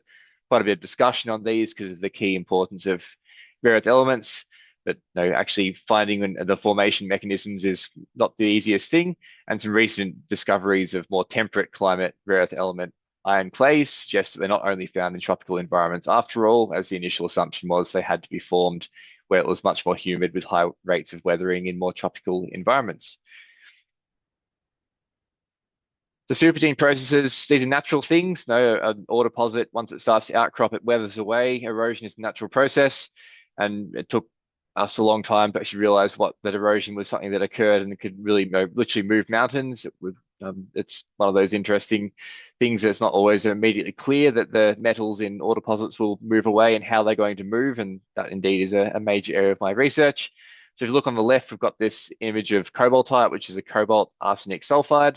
It's been surrounded by an oxidized mineral, so calcium cobalt arsenate, so the arsenic's been oxidized, and around that is quartz, and you can see little bits of the cobalt just starting to move out through the quartz as well. So it's a natural process. It's oxidized the cobalt and the arsenic, so they've been oxidized there. One of the questions then is to know, can we think about ways to release the metals from the sulfides using natural processes that already occur? On the right, got a much more complicated diagram just showing the range of different processes that happens, in this case for the element tellurium, one of the metalloids. And it's one of these elements that we really didn't have much diagram or much data on the cycling at all. So putting together a cycling diagram, one of the key things to try and understand all the different processes that occur. We found that there's bacteria involved that can actually reduce soluble tellurium, reduce in the chemical sense from tellurium 4+ or 6+ down to tellurium 0. And that's a process that has been started to be exploited in some waste recycling places now, where you can actually use some of these reactions to produce a stream of tellurium, at least at pilot scale. And that's one way potentially where you can look at recycling using natural processes that already occurs, which is the reduction by microbes to then produce a concentrate of the element in question. So using some of these processes that occur naturally to actually start looking for pathways to produce these materials more sustainably. The cobalt, for the rest of the talk, mainly talking about cobalt. It's got a particularly high demand for batteries, which has now surpassed 200,000 tons per year. So it's a growing market. There's supply issues globally, that unequal geographic distribution of cobalt. Australia, for instance, has actually quite a large cobalt resource and reserve, but not much production at the moment. So it's a country that could produce more cobalt potentially. It's quite a difficult one to process because it's got different types of ores. So think back to the earlier slide. Now you've got sulfides, you've got oxides, and cobalt can occur in either of those types of ores. Quite a challenging element metallurgically. And indeed, its name comes from an old German word for demon, because it was quite a challenging one to extract, and it was also often hanging around with silver in those deposits. Adding to the challenge, often found in sulfides. So a lot of cobalt minerals where it's an ore forming mineral are with sulfur or arsenic. Arsenic comes particularly with its own challenges. But despite all those things, actually is biologically essential. All of you sitting here today listening to this talk, you all have a little bit of cobalt inside you in the form of vitamin B12. A little bit of a fun fact. So one of the things that I've been looking at for cobalt was the synchrotron, the European synchrotron. This is one of the major places where you can actually do some of these research, because it's got a really high resolution monochromator to separate the cobalt X-rays from the iron X-rays. That can be an overlapping challenge. We found that cobalt and manganese were closely associated in the form of cobalt manganese oxide nanoparticles, which gives you an implication that there's actually quite mobile for these critical metals in the surface environment. It's not just that they will outcrop and then they're just going to sit there. You have this dynamic cycling that occurs from the macro scale of the outcropping deposit, and even regionally how it formed to when you actually get to the surface itself, there's this cycling in the nanoparticulate forms of cobalt.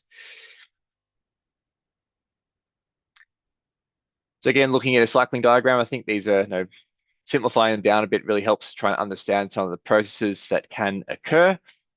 So from primary cobalt minerals, which would be things like your sulfides, and cobaltite is the most common cobalt mineral, but a lot of the cobalt globally is hosted in sulfides like pyrite, so it's not always forming its own minerals distinctively. Once it dissolves, you'll get aqueous cobalt 2+, which is typically a pink solution. You're unlikely to see anything too pink in the environment in most places unless you're at a particularly cobalt-rich mine. More likely the color would come from iron that's dissolved, and that can form secondary minerals, which can be things like so-called oxysalt, so that's sulfates or arsenates. Erythrite, probably the most famous, the cobalt arsenate, or heterogenite, which is a black-colored cobalt oxyhydroxide. Formula is a bit like goethite, but the structure is different. The role of the microbes in these processes is still largely unknown. So that's one of the things I'm working on currently, starting to try and deconvolute some of these processes to understand better how cobalt, and then to extend to other critical metals, move around the environment and the surface. And in terms of processing pathways, which is the second part of my talk, just to think about how can we promote the formation of aqueous cobalt from the dissolution of these minerals.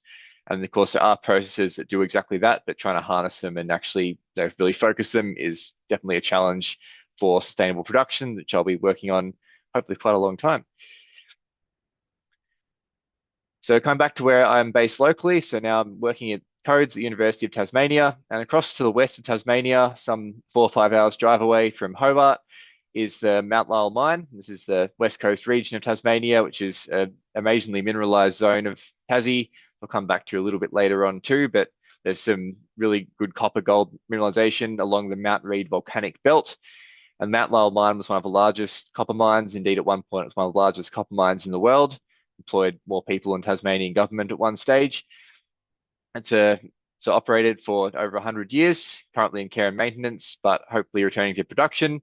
And the sulfidic tailings there potentially represent quite a large cobalt and copper resource, the cobalt being hosted in the pyrite and the copper in remnant chalcopyrite that wasn't initially processed through a smelter and then later on through the concentrator. Sites today managed by Sibanye-Stillwater and Copper Mines Tasmania, who have been working closely with part of this project. The Tasmanian government actually owns the mining legacy at the site, so they allowed it to continue operating. So you've got this, and the acid mine drainage is a process that, it's a natural process, but it occurs much more quickly with human intervention. We expose ore deposits, we pile pyrite into tailings dams, not always under good storage conditions. In this case, the disposal initially was straight into the river, and there's still acid mine drainage coming off site today. But one thing that does do is actually dissolve the metals. So you have copper and cobalt that are both in the solution as well as being processed and sent down the river by soluble particles from ongoing acid mine drainage from around the site. All the tailings now go to the tailings dam, but acid mine drainage still does occur off the hills around the site where you've got the outcropping ore bodies. So on site, the other type of waste is the pyritic smelter slag. This at the time was a major innovation. Actually, it really fits the principles what we're trying to do today. It used the waste product for a secondary purpose. Unfortunately, using pyrite as a smelting material, as a flux, releases sulfur dioxide. And at the time, there weren't sulfur dioxide chimney captures, so it was essentially forming acid rain around the site. And the byproduct was iron, barium, calcium, zinc, silicate glass. Also got these sulfide blebs in it. So sulfide ideally would have been produced as copper, but you've got chalcopyrite and bornite, little basically glass spherules in here. Essentially, it's a man-made or human-made lava that forms from a smelter. This was poured off and sometimes used to create landforms around the site. And as you can see, there's still some copper in here, but there's not, most of it's an iron silicate glass. And the other type of waste is tailings. So from Mount Lyell, it's mainly chloritic muscovitic schists that are being turned into tailings, plus the pyrite that's in those as well. Obviously, most of the copper ideally is removed by the concentrator. And what happens in many tailings dams is the upper layers get oxidized, and quite a complex oxidation system over at the King River Delta, shown on the right. Their tailings been stored otherwise in the Princess Creek Tailings Dam for the last 30 years. They're also, the earlier tailings are out in the river system and out in the Delta. And that's a potential site for future remediation and reprocessing to produce new resources. That's the only really good way to do remediation is essentially to help make it pay for itself by producing commodities when you do that work. Otherwise, it's a very expensive thing to fund. So doing the research to understand how to produce materials out of secondary resources like tailings is, in my opinion, a really important part of sustainable resource development through this century.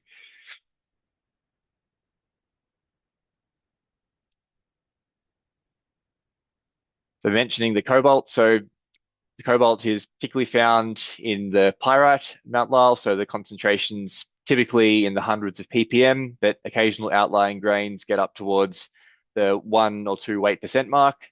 And whereas for copper in pyrite is somewhat lower, but there is still some copper there. So if you reprocess pyrite, you might be able to get some copper as well. It's normally in the 10s, but can be up above weight % as well.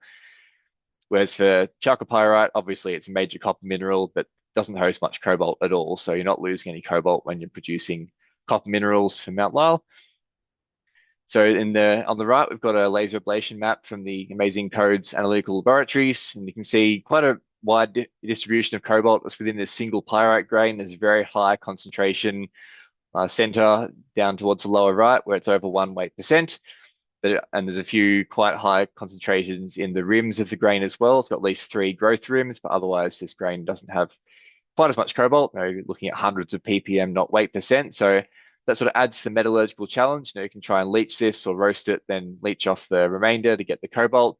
But it's not a heterogeneous pyrite grain with all the cobalt in the rim. It's scattered through some in the lattice, some in the outer crystal growth rims. So to actually produce these materials, you might have a tailings dam, but how to get this? I've been working closely with Mohammed Fatih, who's our metallurgist at Codes, doing metallurgy research. So we know the cobalt's in the ore waste, and there's still a lot more work to fully domain those kinds of things around the world. But how to actually concentrate it is through metallurgy. In this particular case, we've got the cobalt mainly in the coarse fraction of the tailings, and Mohammed's been able to upgrade that concentration by 5 times from average of 500 up towards 2,500 ppm using new metallurgy labs that he's been developing. So it's helps to really get the concentration up. It still needs to then get the cobalt out of the pyrite, but at least you have a pyrite concentrate that's now much higher bulk concentration of cobalt to work with. So this work all forms part of the project I've been part of for the last few years at Codes, which was a regional research collaboration initiative funded by the Australian Federal Department of Education. And it was funded by education because the West Coast of Tasmania is both very resource rich, but also relatively socially isolated. So it's about building the workforce on the West Coast, as well as doing this research to help understand the critical metal deportment distribution. So we had unlocking critical metal resources, which was mainly studies on the deposits and finding where critical metals and the main commodities are found. Pathways to production, looking at environment and metallurgy, and also the education and engagement aspects, which we did with this Department of Education at the University of Tasmania as well.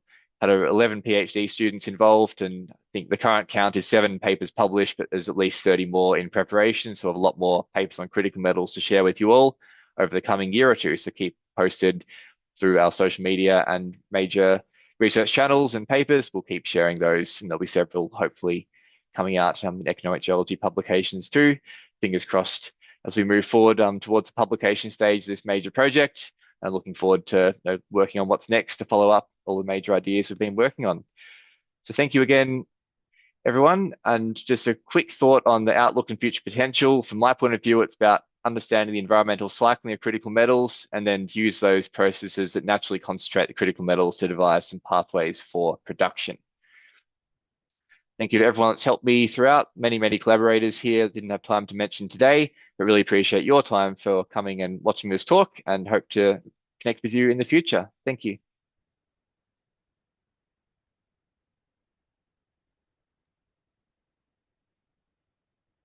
Okay, so thanks for your impressive insight, Dr. Arvin. So let's welcome Dr. Andrea Genji, the professor at Akita University. And today he will deliver some pioneering insight on rare metal metallurgy, which is vital in unlocking sustainable solution for green technology development. So let's welcome Dr. Andrea with his impressive presentation.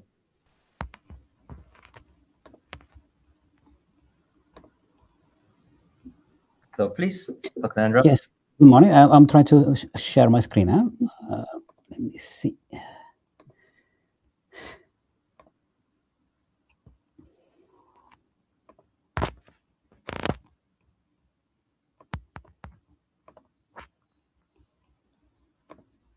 Okay, share. Somehow it's not letting me share the presentation.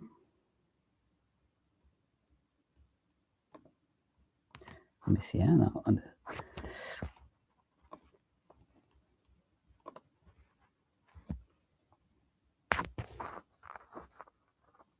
Do you see the presentation now? Yeah, I can see it. Okay, then maybe I can start. Okay, so thank you for the introduction and also for the invite. I think this symposium is a good opportunity to get different people discussing on different subjects at the same time. So it's a pleasure to be here. Now, given the subjects of the symposium, green frontier, new materials, I thought that maybe talking a bit about rare metals, specifically in pegmatites, could be relevant, and yeah, so hopefully will be significant, at least for some people.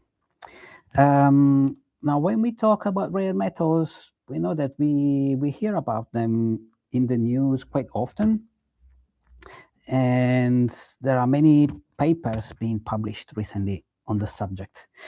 Now, in reality, there is no specific definition of what these rare metals are. Here you see a compilation by the AIST, which is a Japanese agency. So you can see that they are scattered across the entire periodic table. When we go from light elements, lithium, beryllium, boron, to much heavier, for example, the alkalis, rubidium and cesium. We have some high field strength elements such as hafnium, niobium, tantalum, and so on. We have some transition metals, nickel, cobalt. What these elements have in common is that they are important in new technology applications, and they are considered somewhat at risk of supply disruption.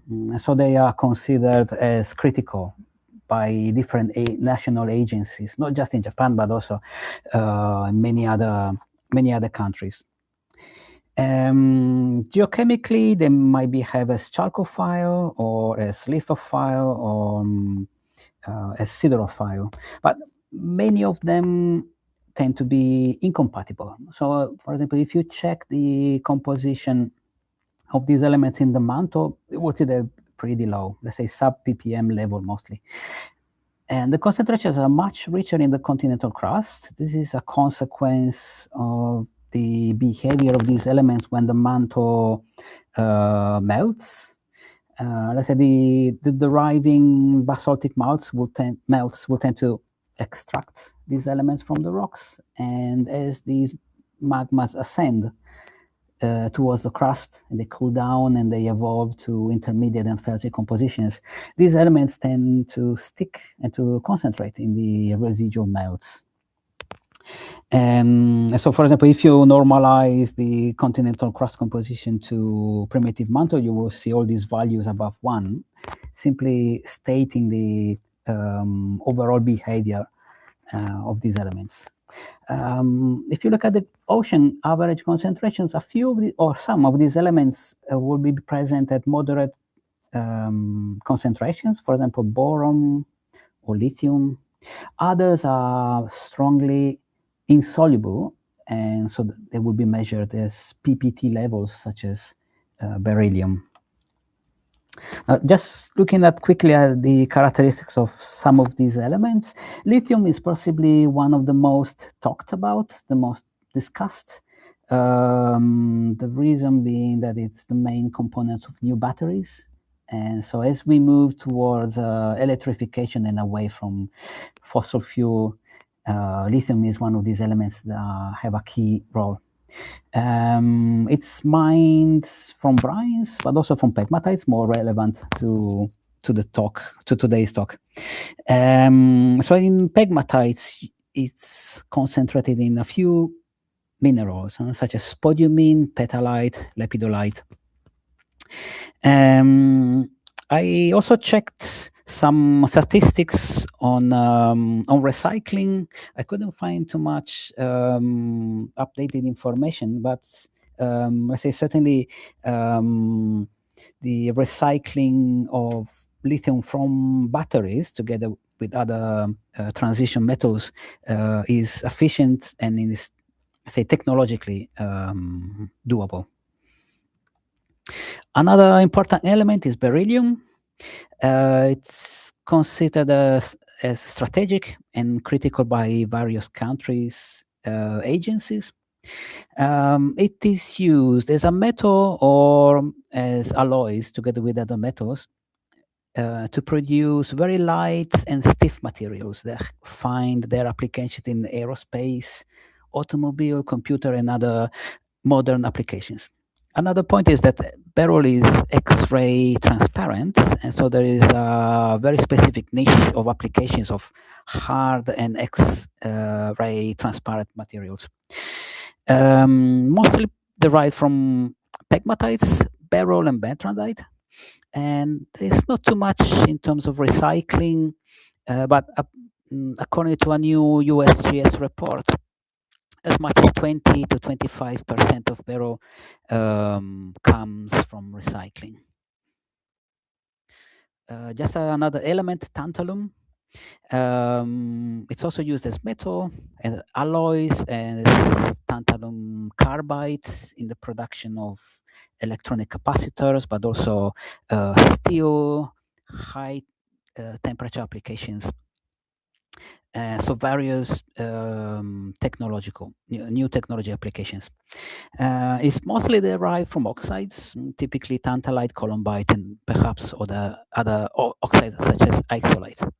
And in terms of recycling, based on the same USGS report, as much as 30% of the used tantalum might derive from recycling. Okay, let's move to pegmatites, the main subject of this talk. They are important because they are sources of rare metals, together with light elements such as boron, fluorine, and especially the LCT family, the lithium, cesium, and tantalum family. This family of pegmatites are typically peraluminous, meaning that they include muscovite, garnet, cordierite, and other high aluminium minerals. And they are associated with S-type granites, which in their turn are derived from melting of metasedimentary rocks. The other family, which I will not mention much, is called fluorine, yttrium, niobium, deriving supposedly from fractionation of A-type magmas. And so in general, the metallogenesis is discussed, it's still discussed these days, but typically the general observation is that pegmatites are found around granite intrusions, and they are interpreted to derive from extensive fractionation of a granitic magma. Once small proportion of residual magma that is enriched in fluids and in incompatible elements is produced, these residual melts will be low viscosity, and it can be injected into the surrounding host rocks, typically forming a zoning in the distribution of elements as proposed in this classic figure that you see here on the right. If you look at the literature, especially the new papers, they tend to propose more complex processes, emphasizing, for example, the role of partial melting, often in combination with magma fractionation. Okay, now I would like to show you just a few examples. Andrea, sorry, one second, Andrea. If you could just move the mic a little bit off your mouth so that you won't blow into the mic. Yeah, it would be much better. Thank you. Okay. Thank you. Yeah. Thank you. So I was saying just some examples from Mozambique, because we had the opportunity recently to visit as a project funded by JICA, the Japan Agency for International Collaboration. So in the area of Alto Ligonia in Zambezia projects, we have metamorphic rocks of the Nampula complex. Now, these are Mesoproterozoic units that were deformed and metamorphosed during the Pan-African orogeny. And so after metamorphism, we had melting of the lower crust and production of these granites represented by these red blobs. And associated with these granites, we have many pegmatites, which are indicated by these diamond, not diamond, zircon perhaps, symbols scattered around along the map. And they are hosted in metamafic and metasedimentary rocks.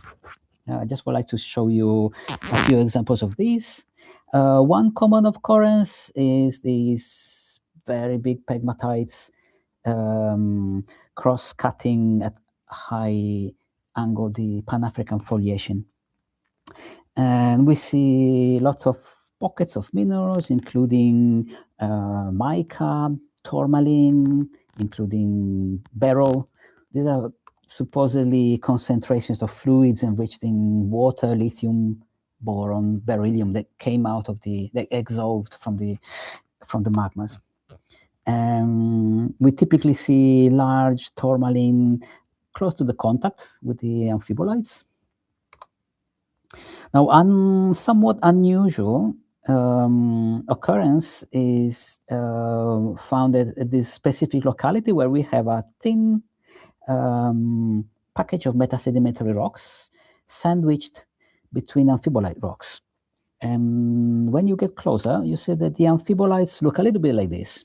Basically, no evidence for melting.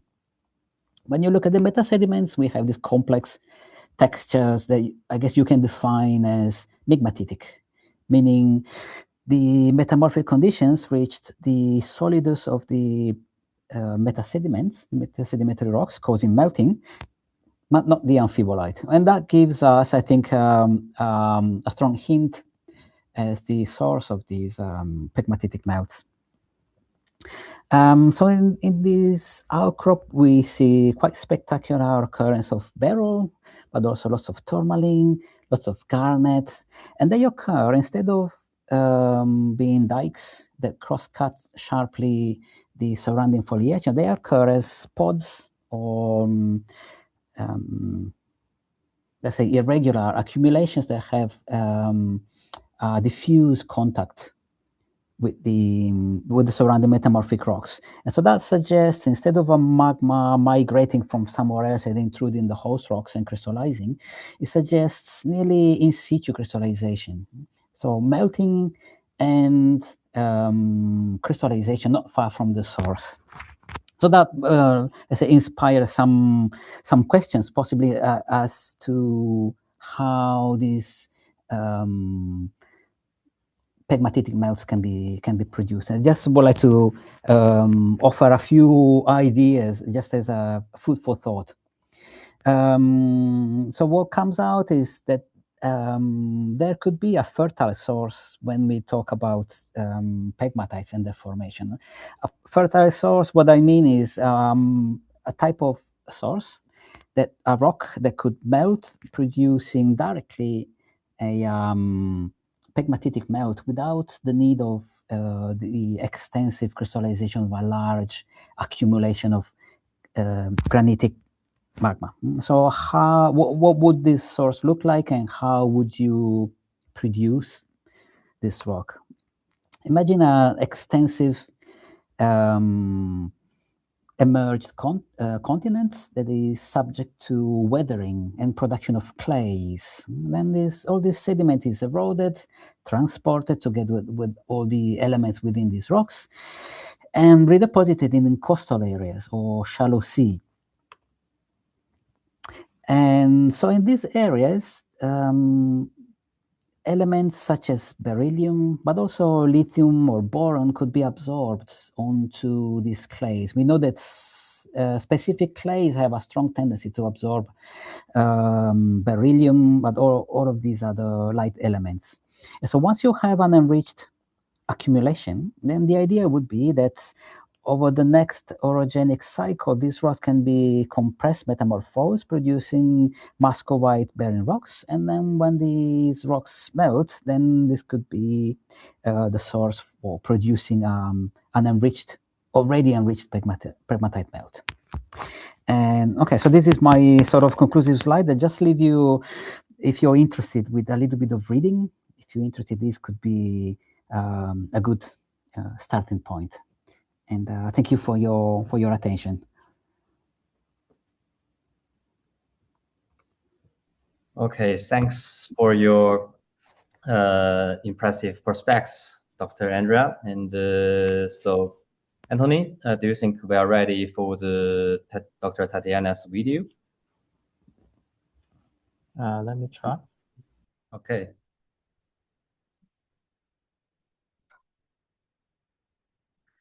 So if anyone of you have any questions, don't forget to drop them into the Q&A box, and we'll discuss them after the presentation of Dr. Tatiana.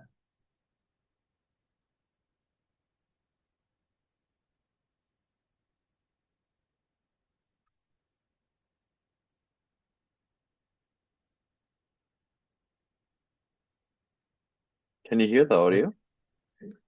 Sorry, but no.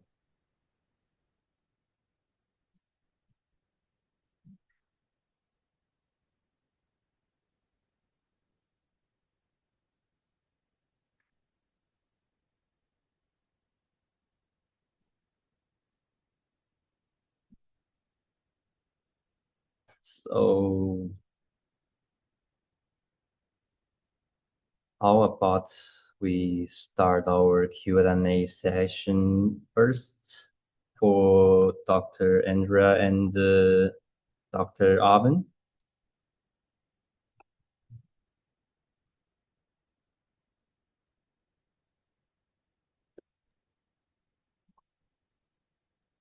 Okay, let's jump to our Q&A session first, and I can see some of our impressive questions in the Q&A box. So we have our first question from Pascal Mambi for Dr. Andrea. So the question is that, is the barium from the clay only? Hi. This is the idea that I'm trying to explore. I have to say that these are very early days, and as far as I know, there is not much. If you look in the literature on this, on the origin of beryllium in pegmatites. So we're talking about LCT, that is paraluminous pegmatites. So we're thinking melting of metasediments, like it looks like the field evidence is telling us. Now, if you want to do a next step, is how or where does the sediment come from? And so we know that clays, especially montmorillonite, have a strong tendency to absorb beryllium in particular. Other elements as well, lithium, boron, and so this is at least theoretically, I believe a good candidate as an original accumulation of beryllium that can then be released when the let's say metasediments are melted during metamorphism.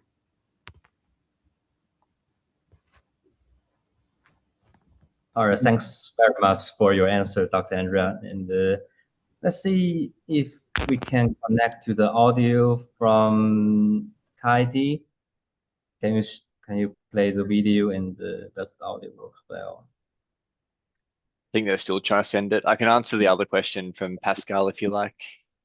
Oh, yes, please. Yeah. Please. Yeah, so the question is the concentration of cobalt over 1% in the tailings? No, it is not. So there's a few pyrite grains that have over 1 weight percent cobalt, which is good, but on the whole, the average concentration in the pyrite grains is on the order of hundreds of parts per million.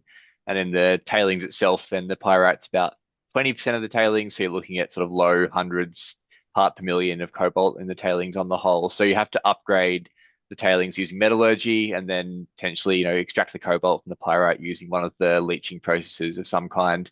The few different research avenues for this could be bioleaching, but that has proven challenging to get cobalt from pyrite so far. Haven't done that work myself, but seen some other studies trying to do these kinds of things. So still very much an area of active research, but yeah, we're looking at hundreds of ppm to upgrade the cobalt.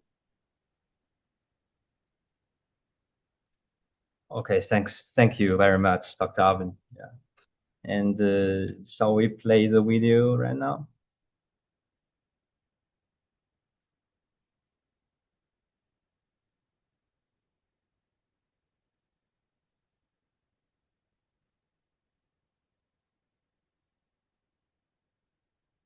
All right. Actually, I have a question for you, Dr. Alvin. It's about the gold recovery in the tailing dam, because for some porphyry system, for example, the Cadia porphyry copper gold deposits in Eastern Australia, the tile maybe have a high concentration of gold and copper, which is very sensitive to bacteria action effect, and they are also redox sensitive. So do you think it is possible we can recover those copper and the precious metals from the tile? Because yes, the gold price great question. is spiking right now. Yeah, you're right. Gold price has gone crazy this year, and even cobalt's doubled in the last year, but gold has gone up a very steep slope. So I think it should be possible. I haven't looked at Cadia myself in terms of mineralogy, but you're right. Gold and copper are typically easier to leach than things like cobalt or nickel.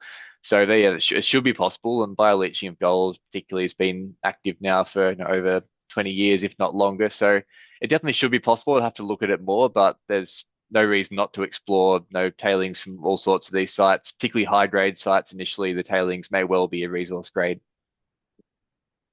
Oh, that sounds a very good news for economic society. Yeah, absolutely. I think it's all part of the wider picture. Yeah. Yeah. Thank you very much, Dr. Alvin. I think our video is ready right now. So let's welcome Tatiana.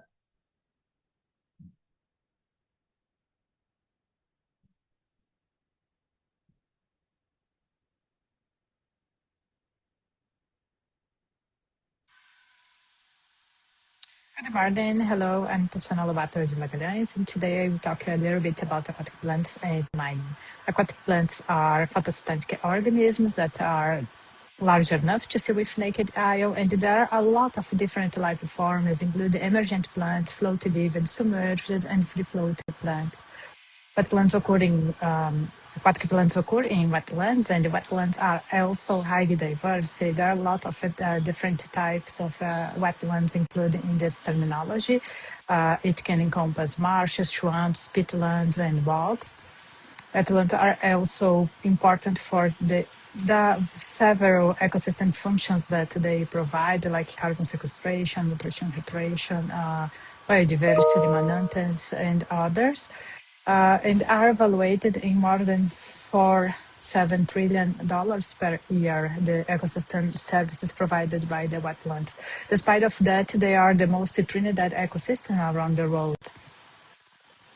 There are few research regarding wetlands for remediation in the tropics. One of them is this book that we published in the past years.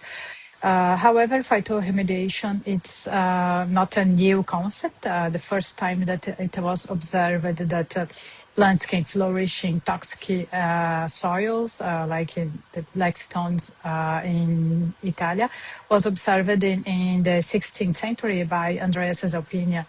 And before that, many researchers have been involved, particularly in the metabolic studies, that what happens really in the plants to remediate the sites.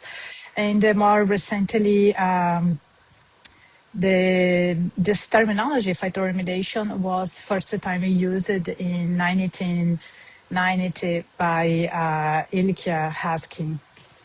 Remediation refers to the potential of the plants that they have to clean contaminated soil and water, and it can occur not only in mining sites, but for all kinds of contaminants in the earth. This is one example of the largest constructed wetlands in the world. That is a wetland for treatment to treat waste from petroleum industry in Oman Desert. The research on wetlands for remediation also it's more recently increasing a lot in the past decades, as you can see in this graph. And Australia figure out in between the 10 top countries for research on wetlands for remediation. In this context, there are a lot of opportunities to introduce the concept of wetlands for tailings, to treat these tailings or to convert the tailings into wetlands. More recently, the International Council of Mining Metals has a lot of concerns regarding the tailings, and particularly it was established a global group to review and establish international standards to treat the tailings. And some of the questions that this group seek to answer are what kind of contaminants exist in the tailings, and among of them, most are heavy metals or different type of metals that can be released for the environment.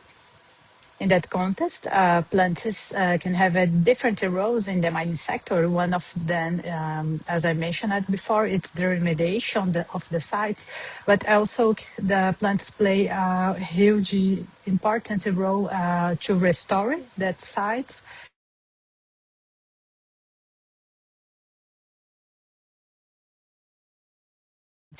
All of these opportunities, of course, depend on the biodiversity of the sites, which is really key to maintain and promote. And around the world, there are more than 3,000 species of macrophytes, as you can see in this recent publication of the World Atlas of Freshwater Macrophytes in the world.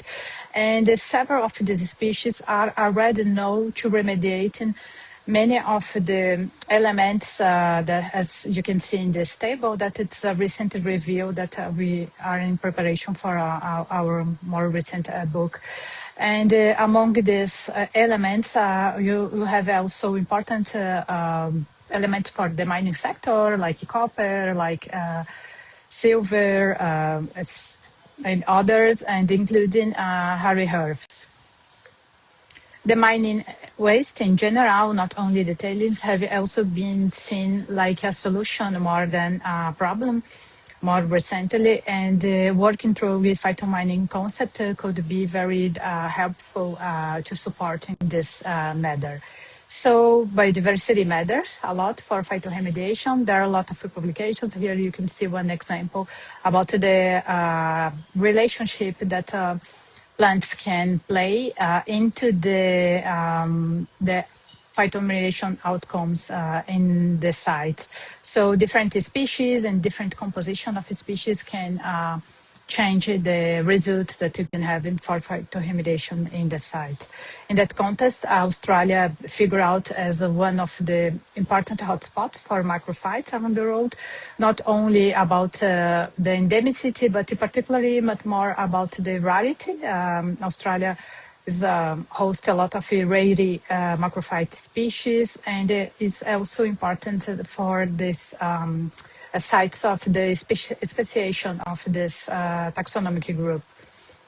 More recently, we published a book focused on plants that aquatic plants that can be used for mining, and they are already known by science, and there are more research that is focused in the particular case of the species that occur in Mexico, include species that are native but also introduced.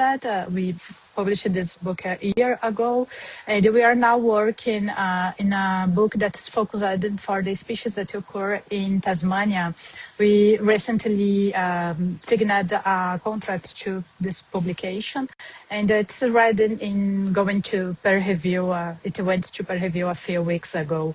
The book, Tasmania Aquatic Plants and Mining, encompass 115 aquatic plant species, showing all details about the uses of these species, trended state, status, rare occurrence of these species, and as resulted, we have around 57% of the species are trinitate, 45 have a rare global distribution, 29 are introduced species in Tasmania. Most of the species have at least one economic or ancestral use. Here we want to highlight that 35% of these species are noted for the ability to remediate metal and metalloids. and could be very important to propose new activities on remediation and phytomining for the mining sector in Tasmania.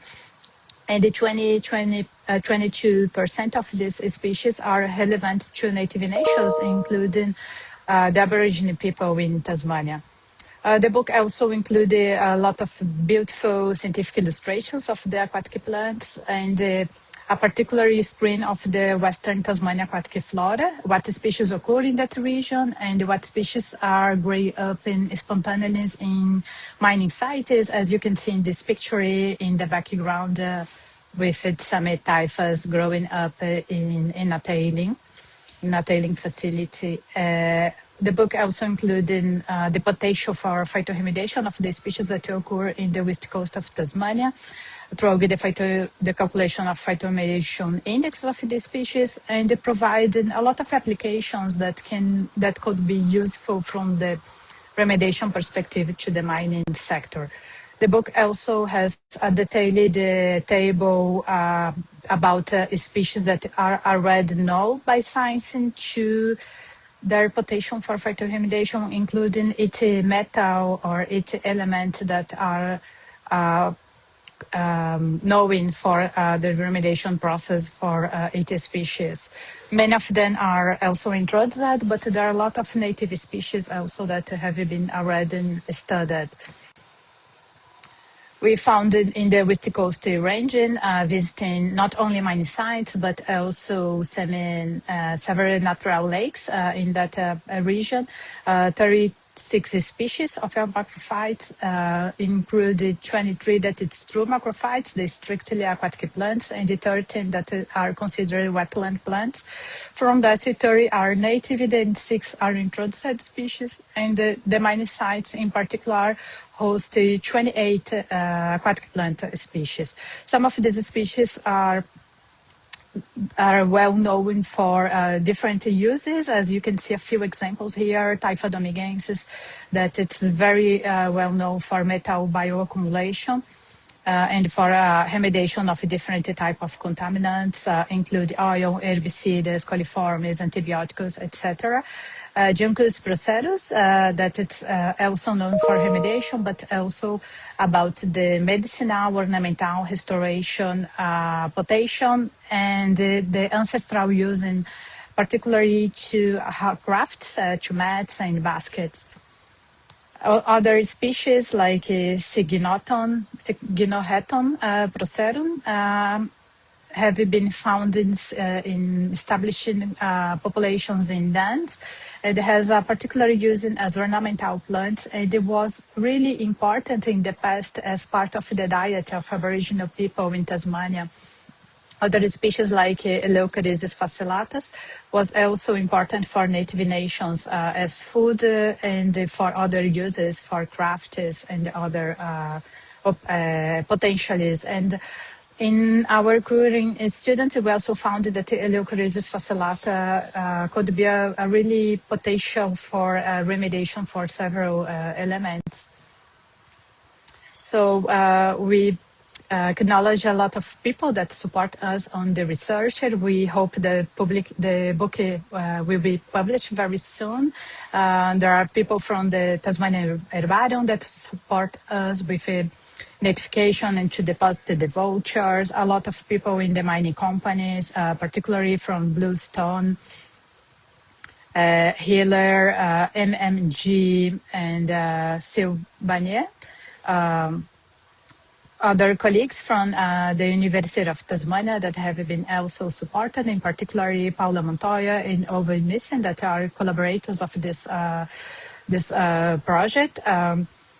And the Tasmania Natural Resources Environmental and the Tasmanian Parks for their support and to the permissions to collect the plants in places that are regional conservation areas and other sites in the West Coast region. And also Melanie Becerril, that is a master's student from the Universidad Autónoma de Querétaro in Mexico, that have been supported with a lot of research to this book and is one of the co-authors for one of the chapters of the book. Thank you very much, everyone, and thank you for the SEG to the invitation to give this talk. It's also always a pleasure to support this kind of initiatives. So thank you. If you have any questions, I will be also available through my email. Bye-bye.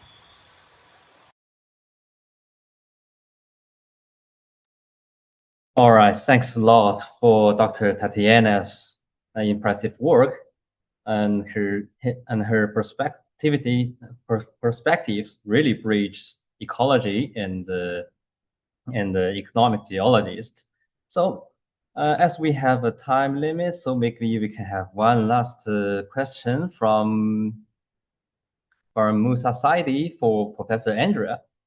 So the problem is that as the origin of the sediments in African pegmatite is often controversial in the literature, some suggest anatectic, while others suggest subduction. Is there any tectonic model for Madagascar pegmatite? Okay, let me see if I understand the question correctly. So Musa is asking whether sediments are really involved in production of these smelts. Yeah, I guess that's the problem is probably still open. I said the evidence that we are basing this on is the paraluminous character of these rocks. And also this field evidence when we see the sedimentary rocks having these migmatitic textures and being partially melted. Yeah, certainly, probably we don't have enough, let's say, tracers, isotopic tracers, which certainly would help. So probably would be a good idea to do more of this analysis to back up this inference. And the other term that Musa is using is subduction. I said in this case, in a tectonic scenario, what we have is that the granites and the pegmatites are post-tectonic, meaning they formed after collision and deformation. After collision stopped, deformation stopped, then possibly because of the thickening of the crust during the orogenetic process, the bottom of the crust became so hot that it melted partially and produced these granitic magmas that then raised towards the, say, mid to upper crust. And so I think that probably subduction is not directly involved in this specific case because of this tectonic evidence.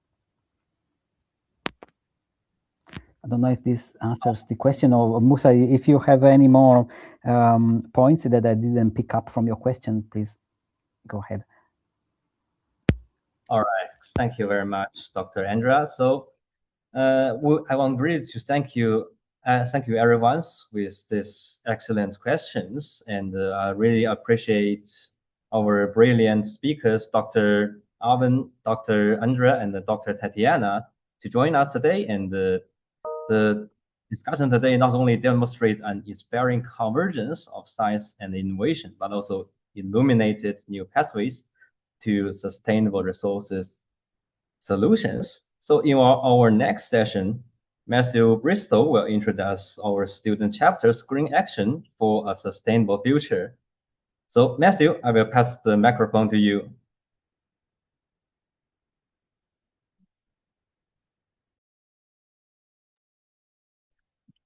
Hey everyone. So I'm sure you have all enjoyed the previous presentations. There were some great ideas and perspectives shared. But don't worry, we're not done yet. For this module, I'm going to present the SEG Student Chapters, which collaborated and helped to put this event together. So the first speaker we have is Damien Braze, who is the Vice President of the Code's Utah's SEG Student Chapter. He will talk about the things our chapter does here in Tasmania. Could you please share your screen, Damien? Yeah, sure.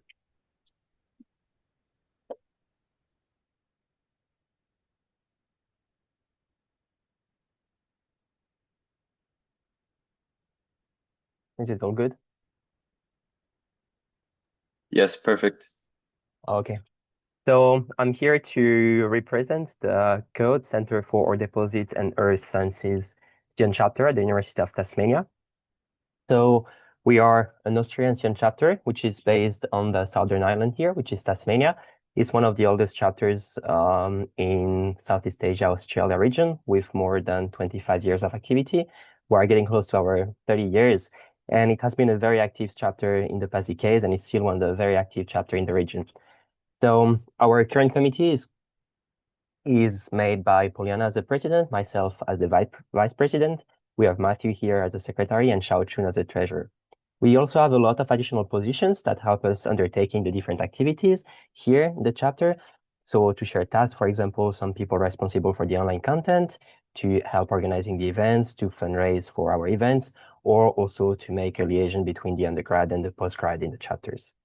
The strength of our chapter is that we're not only focused on the postgraduate students, but we also have a lot of undergraduate and honor students as part of the chapter as active members. So we have a good collaboration between the different levels in the university. And we also have the presence of Mike Baker as our academic advisor and Alex Farr as our industry advisor.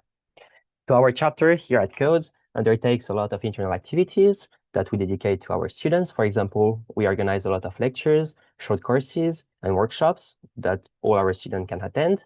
We also have a lot of social events such as barbecues that help us collaborating with our students and creating some interactions between all the members of the chapter. We also provide some help for the students by, for example, selling the field gear and the material that's needed for the field activities. And one of the key links of the chapter is also to create a strong link and to help maintaining this link between academia and industry. So for example, we invite industry speakers to talk about their experience, their work experience and their career to our students. And we also invite those industry participants to our activities, such as lectures and workshops, so we can have this good collaboration between industry and academia. But our chapter is not only focused on Tasmania, it's also an international chapter. So on the map here, you can see all the members of our chapter, where they are coming from. So we have members from 6 of the 7 continents, from all over the world. So it's a very international chapter. And we also have a lot of activities that are held overseas. For example, in blue here, you can see the location of our previous field trips in the past years, where we've been to Japan, to China, and soon to be going to Central Asia. And our individual members of the chapter, they are going to conferences and to events all over the world, in the Americas, in Africa, in Asia, and in Europe. For example, they participate in conferences where they present their research or attend other SEG events, such as SEG conferences, SEG mapping courses, or SEG field trips. So to give you an example of the field trips that we organize yearly, 2 years ago, we've been to Japan, where we collaborated with the universities of Kyushu and Akita and their respective student chapters. We had the chance to visit a lot of very interesting deposits and volcanic sites in the South Island, in Kyushu, and in Akita was a very great way to collaborate with the Japanese universities.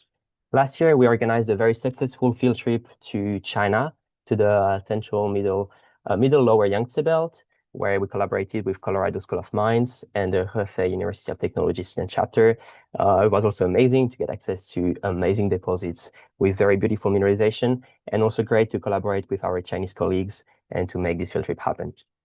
The main highlight of 2026 for us is our upcoming field trip to Central Asia, where we're going to go to Uzbekistan and Kazakhstan.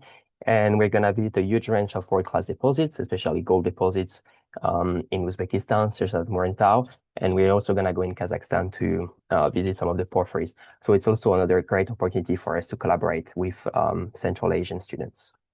So talking about collaborations, our chapter is very active in the economic geology sphere. We try to talk and to get in contact with people all over the world.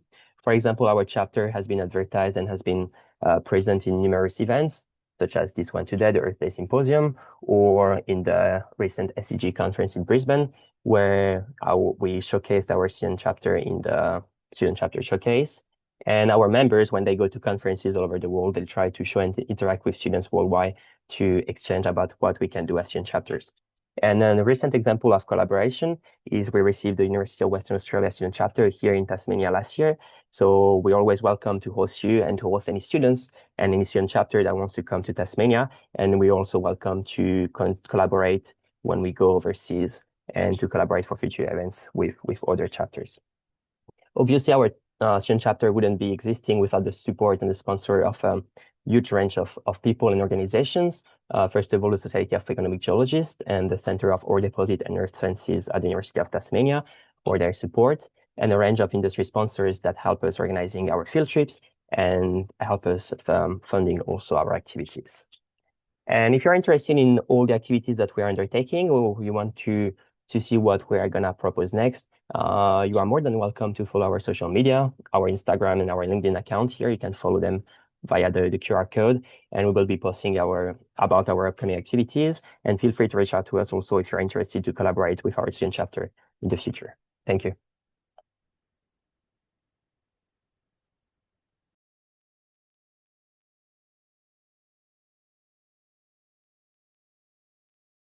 Thank you so much, Damien, for the presentation. It was good to show everyone what we do in Tasmania. Next, from all the way in China, I want to introduce Meijing Xu, who is the secretary of the CUGB SEG Student Chapter. She'll be giving us insights to what they're up to over there. Meijing, if you could share your screen to the audience, that would be amazing.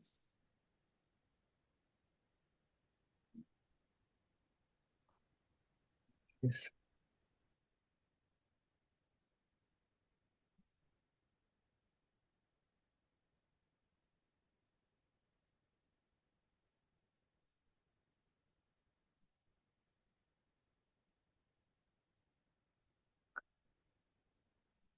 Okay, thank you for your introduction. Hello, everyone. My name is Beijing Xu. I'm the secretary of SEG CUGB Student Chapter.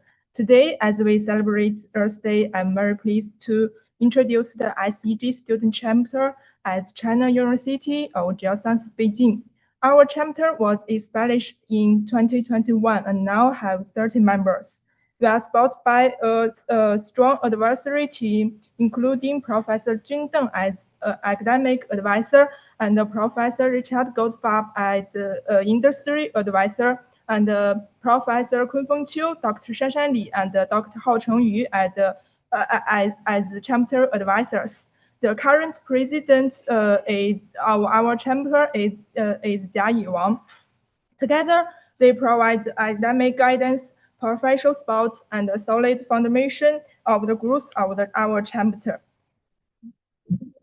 Now, I would like to briefly introduce the executive committee of the chapter. Our student leaders comes from different academic years and work together to support the chapter's activities. The team includes Jia Yiwang as president, Tao Cui as vice president, myself, Mei Jingxu, as secretary, and Tianshu Gao as treasurer, and Chang Qingdong as another executive member. Over the past years, our student chapter have carried out many meaningful activities. They ranged from field trips and invited academic talks to student presentations at the conference such as the Goats Meet. We also took part in the virtual field trip competition and the postcast competition. In addition, our chapter received support from the Stuart Wallace Sport. International competition has also participated an important part of our chapter's development. Our members have participated in field trip in Ghana and Russia, joined a student symposium with Canada SEG Student Chapter, and given presentations on SEG conference. We also took part in a mining course in Chile. In summary, although the SEG CUGB Student Chapter is still a young organization, it has already become a dynamic platform for academic exchange, field practice, and international communication. On this Earth Day, we hope to encourage more students to care about geosciences, natural resources, the environment, and sustainable development. That is the brief introduction to SEG CUGB Student Chapter. Thank you for listening. Okay. Thank you so much, Beijing. It's great to see that your student chapter is very active and doing such a wide range of things. So finally, I want to introduce Naohiro Kishi, who is currently the Vice President of Akita University's SEG Student Chapter. He will now be sharing what their SEG chapter is up to in Japan. Thank you, Naohiro, for sharing your screen with the audience.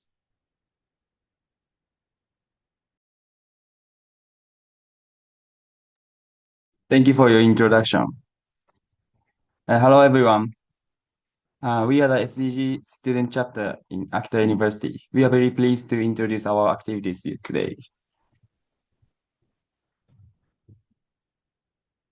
Currently, there are only two SEG Student Chapters in Japan, one at Kyushu University and one at Akita University. Akita is well known for its rich geological history, including the world-famous crocodile-type VMS deposit. The region also hosts epithermal deposits such as the Osarizawa mine. Because of this geological background, Akita University has developed as a center for economic geology. And today, this research continues in the graduation school of International Resources Sciences. Our SEG Student Chapter was founded in 2015, and since then, we have been actively engaged in both domestic and international activities. Now, I would like to introduce our leadership team for 2026. Our President Yasuhiro Awano, serving his second term, and I am now Hirokishi, the Vice President. Together with our team, we worked in a diverse and margination environment. We are also supported by our advisors, Professor Andrea Ganji as academic advisor and Dr. Yasushi Watanabe as industry advisor. Next, let me briefly introduce our activities. We organize guest lectures and symposia with international researchers. We have also conducted joint field trips with University of British Columbia and University of Tasmania. In Japan, we visited important geological sites such as the Hishikai Gold Mine and Sanriku region. These activities allow us to learn both academically and practically in the field. In the future, we aim to expand our international collaborations through field trip and online events. In conclusion, global academic collaboration is a key pillar of our strategy. Through joint activity, we promote not only scientific exchange, but also cultural understanding. We aim to connect academia and industry and to support the next generation of geologists. Thank you very much for your attention. We look forward to connecting with you. Thank you so much, Naohiro. That's all from the student chapters. So thanks again to Damien, Beijing, Naohiro. It's great to see that the student chapters are so active and providing students with meaningful exposure to the world of economic geology. So for our next part, I'd like to summon Anthony to give the next part of the symposium where he will introduce this year's featured guest. Yes, hi, it's me again. It's now my pleasure to introduce Professor Noel White, who is with us today as a featured guest. Noel is a passionate geologist, outstanding educator, and his career spans more than 5 decades in mineral exploration, research, and education. He spent much of his early and mid-career at BHP and ultimately serving as the chief geologist for BHP Minerals Exploration. Regarded as the leading authority on epithermal and porphyry system, he published more than 60 influential papers and helped deliver industry transforming research. He also co-supervised numerous PhD students and has professorial appointments at universities across Australia and China. He had inspired thousands of geoscientists worldwide, and in 2013, he received the SEG RAF Penrose Gold Medal for his outstanding contributions to geological sciences, placing him in the company of Waldemar Lindgren, Anthony Neldret, Marco Einoldi, David Groves, Richard Silito, Ross Large, and Richard Goldfarb. Really excited to have you here. No?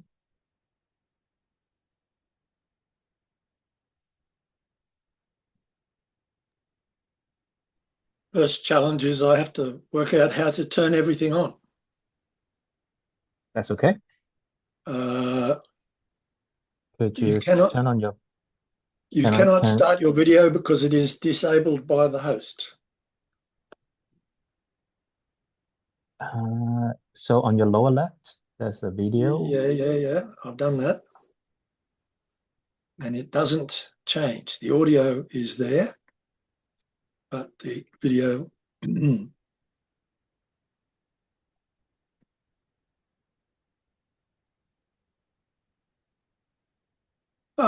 technology, it's a wonderful... Aha! There you go. Suddenly things changed. Wonderful. Right. So Noel, we have some questions for you. What advice would you give to geologists in early, mid-career, and even seasoned professionals in the current world to excel in their profession?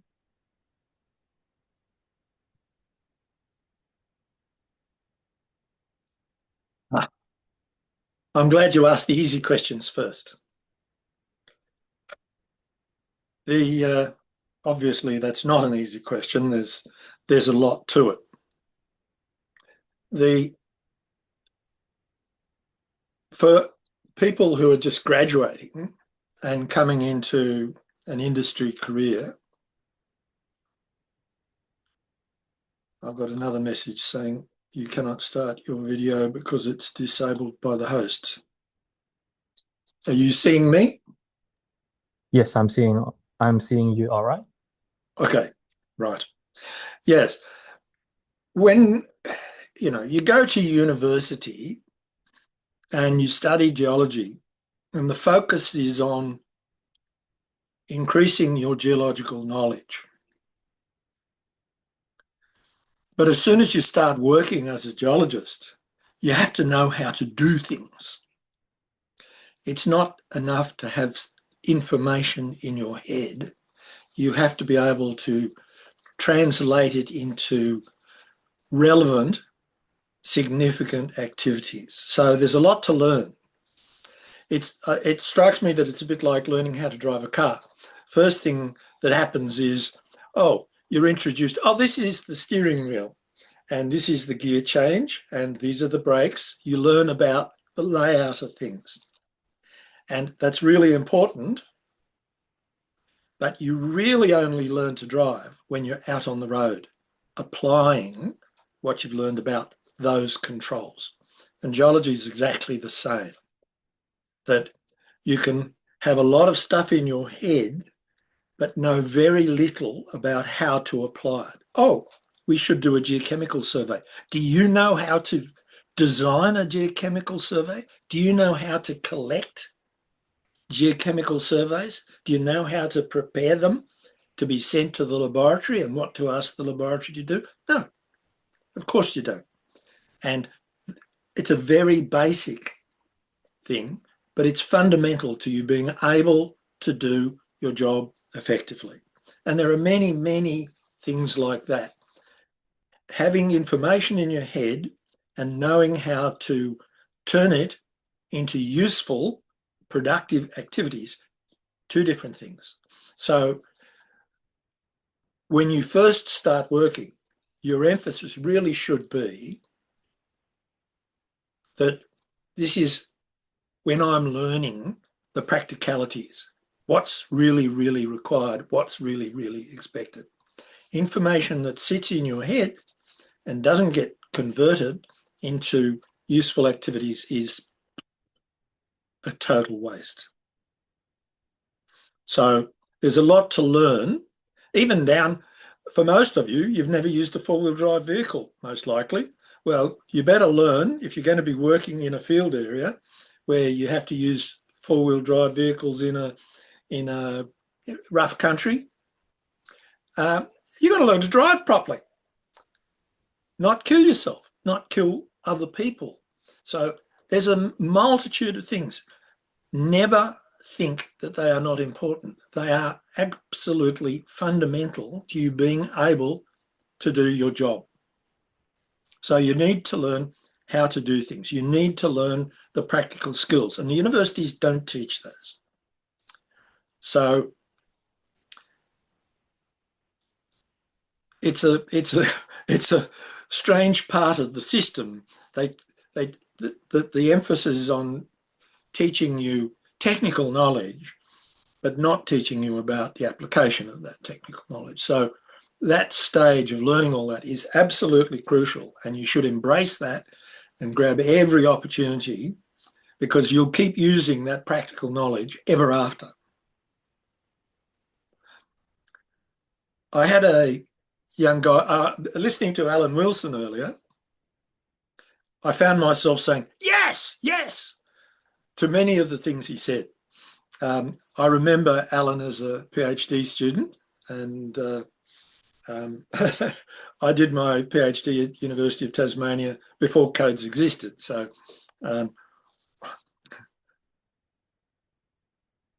terrible thing being old. So practical skills are really, really important. I had a young guy, a neighbour, who's just starting at university, and he asked me if I had any advice to him as he started his degree. And I gave him a very serious piece of advice. I said, enjoy it.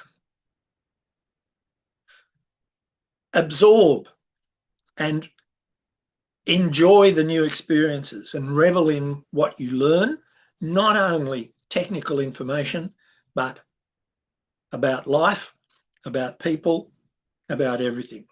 And it's very easy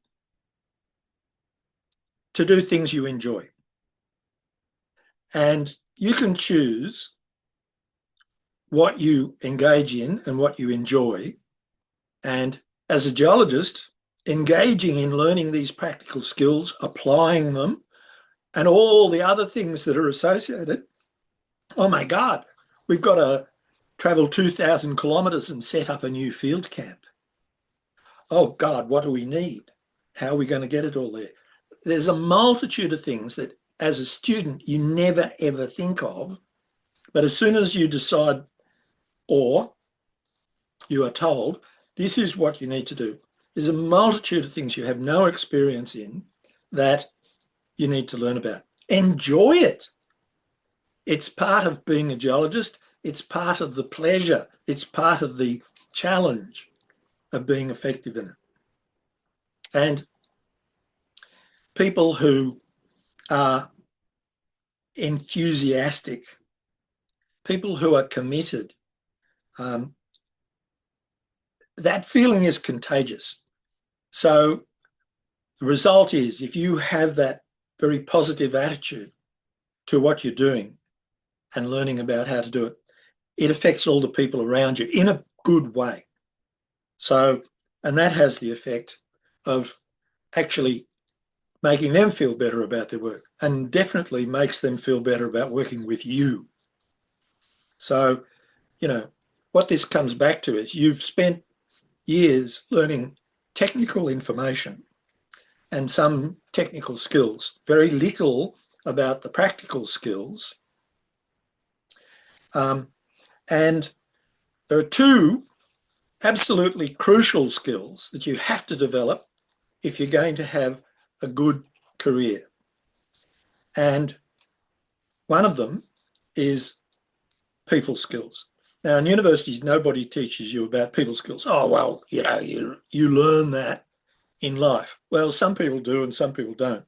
But your ability to get on with people, to work with people, enjoy the engagement with other people is a fundamental skill.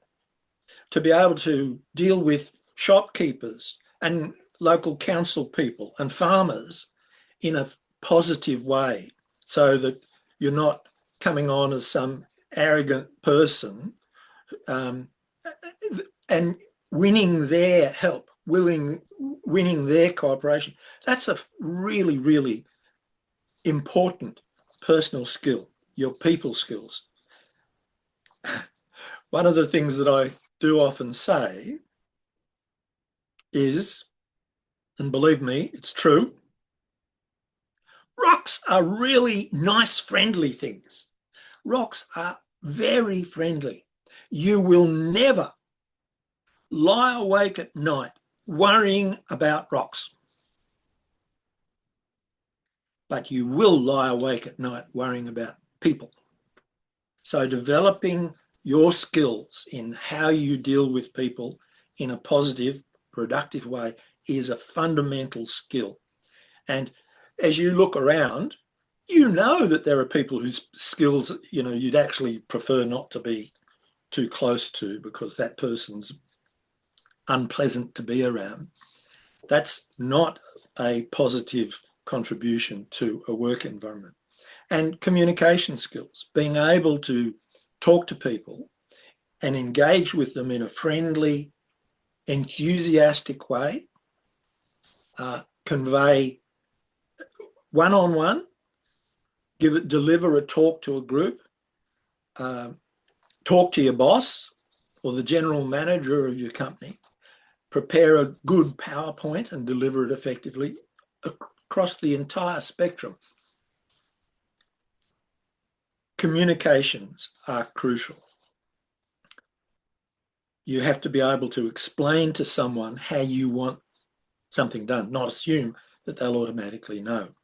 So at every level, your people skills, your communication skills are a key, and they are fundamental to your career success. If you have them and can deliver, your career will have much better chance of being successful. Whereas the people who lack those skills, nobody actually really wants to work with them, or they're difficult. And they're not people who will tend to get promoted to higher positions, and they're not people that other people like to work with. So your personal commitment, your enthusiasm, how you engage with people, and how you communicate with them, these are absolutely fundamental. And one, probably 20 others, but one other one that people lose sight of, and that is being seen as someone who is reliable. What every manager wants is people working who he or she can ask to do something and then they can forget about it because they know from experience that you will deliver. Whereas there are a lot of people you can ask, but you better keep watch on them because they'll go off and do something totally different, or they'll do it really, really badly. And it makes the manager's job more difficult. It's very, very frustrating. So those people and interaction skills, but your own personal pride in delivering, doing your job well, and an enthusiasm and commitment for doing your job well, those make your life better, and they make it better for all the people around you. So these things are important, believe me.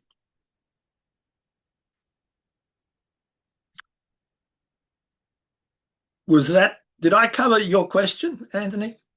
I think that's a very complete answer. No, thank you very much. That means it was too long.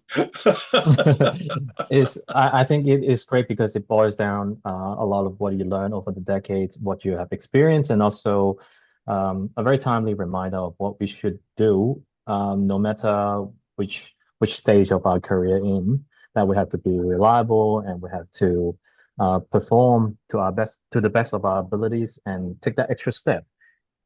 Would you mind if I squeeze in one more question?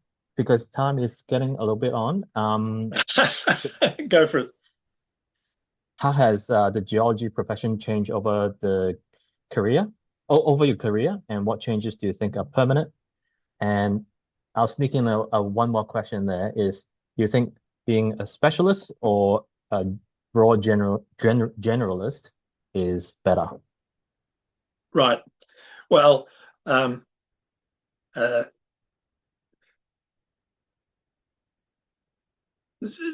There's so much there. How has it changed? Computers, my God. I had to learn to use a computer. Took 3 years for people to stop laughing whenever they saw me with a computer in front of me, because I'd always been pretty critical about the silly things people were doing with computers.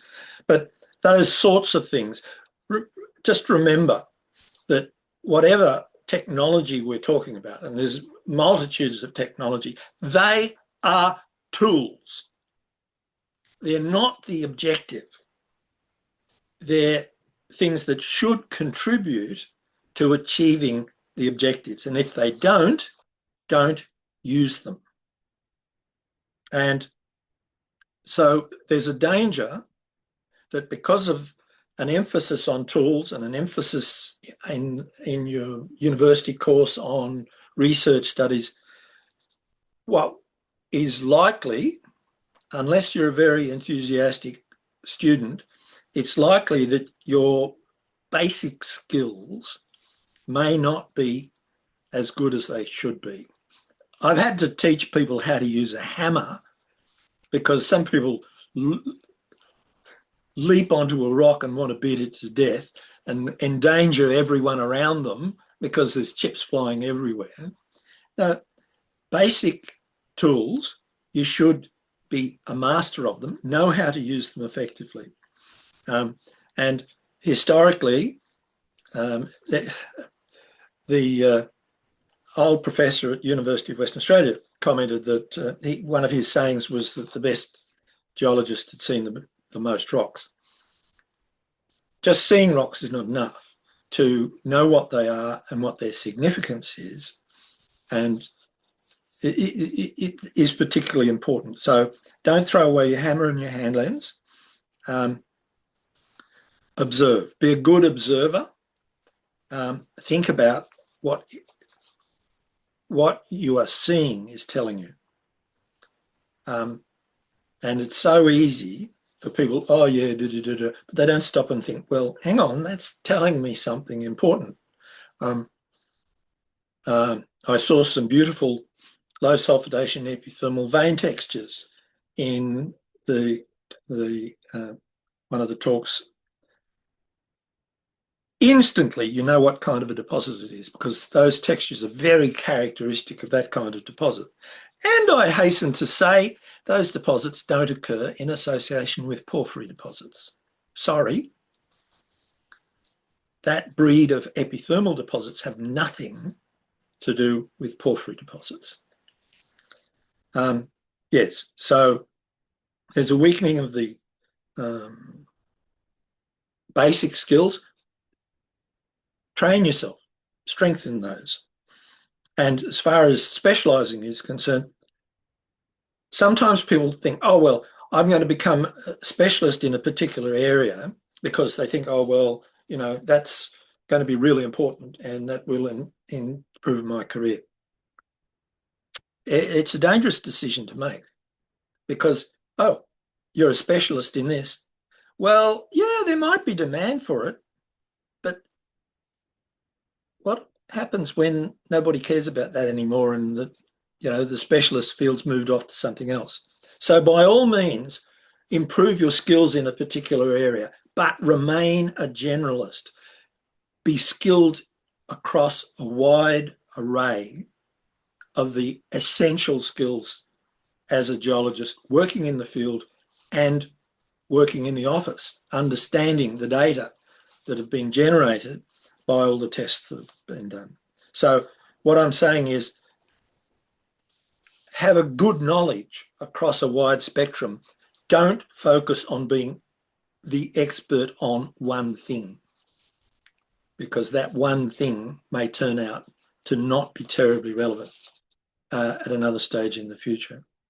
And remember, when you're talking about larger companies, having people with good knowledge is excellent. But if they need really expert specialists, they'll hire someone to come in as a consultant for a week and then go away. So they'll hire the expert, pick their brains, tell them to go away. It's cheaper and quicker that way. But you having a wide array of good knowledge across a wide spectrum, that's a real strength, because you can do so much and understand when a particular high-level skill is needed. So you become much more valuable because you've got a good depth of knowledge across a very wide spectrum of the activities. And means you get to be involved in all kinds of fun things.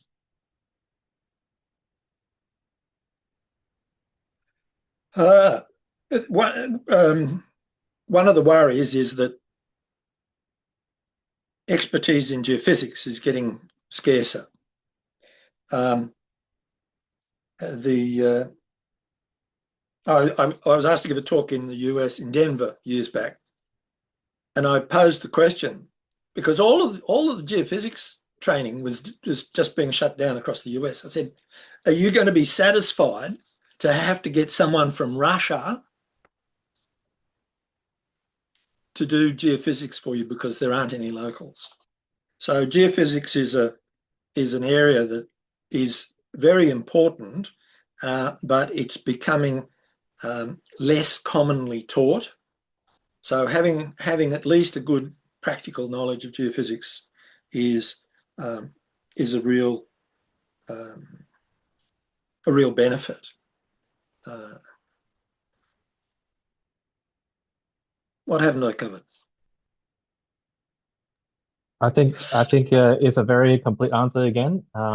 Always love talking to you, Noel, because I know there's so much thinking behind the geology and behind the careers over the decades. And every time I call you, you are very generous with your time, and also, well, a simple question turned into an hour or two's talk, but I learned a lot. I honestly learned a lot, and I think everyone here would be the same. What you're saying is you can't get me to shut up. No problem, mate. I enjoy sharing with people who are interested. So if I can be helpful, I'm happy to do that whenever I can. You're welcome. Thank you very much, Noel, for turning up on this event and helping us with giving us your wisdom, and I really appreciate it. No worries, mate. Hopefully, we'll do more in the near future, and because of time, we'll just move on to the next part, and we will have Duncan tell us about the things about SEG. Wonderful. Thanks so much, Anthony. And thanks so much, Noel. It was great hearing your words of wisdom. Yeah, Matt, mind just sharing some of the slides at the end? That would be fantastic. My name is Duncan Proctor, and I am the strategist for education and training with SEG. And I just want to start off by thanking all of our participants today, this morning, this evening, where I am, where it's running a bit late at the moment, but some excellent talks and presentations, wonderful work by the moderators and the organizing student chapters. Incredibly grateful for all the work that everyone's put into this. And for all the great words that were said by Ellen Wilson. I do have to correct one thing, and this is not the 4th annual Student Chapter Earth Day Symposium. It's actually the 6th. So they're well on their way, and it's great to see this continuity year after year, the passion and participation that we get from chapters globally. It's absolutely fantastic. So announcements and upcoming society and economic geology events. I'll try and keep it brief. I just want to do a couple of quick updates and things that we have coming up. Many of you are possibly aware that we have this September 30th through October 3rd, we have our annual SEG conference. This one is going to be held in Salt Lake City, Utah, the United States. We have a whole slew of field trips, short courses lined up, in addition to a great 3-day technical program, which is going to tackle some incredibly critical and relevant themes. And we also have an entire 1-day program that is going to be dedicated to students and early career professionals, continuing with that tradition that started a couple of years ago, and that's going to be on September 30th. So that's going to consist of all kinds of engagement for students with industry and academia, roundtables, speed talks with industry, and we hope that you'll have, if you have an opportunity to join us, that you will. So you can find out more online, as we have a tremendous amount of information available right now about the conference up. And then Matt, if you wouldn't mind advancing just one more, please. And I also wanted to point out that we still do have some spots remaining, especially for students on our field trips. A couple of them are sold out at the moment, but I'm happy to announce that it looks like we're going to be able to open up some additional spots on a number of them, including the Yellowstone trip. So keep your eye on your email and social media as SEG announces, hopefully some additional spots that will be opening up. But we're really excited about the opportunities that we're able to present. One thing I also did want to clarify is that this time, unfortunately, we are unable to confirm the geology of Bingham Canyon field trip.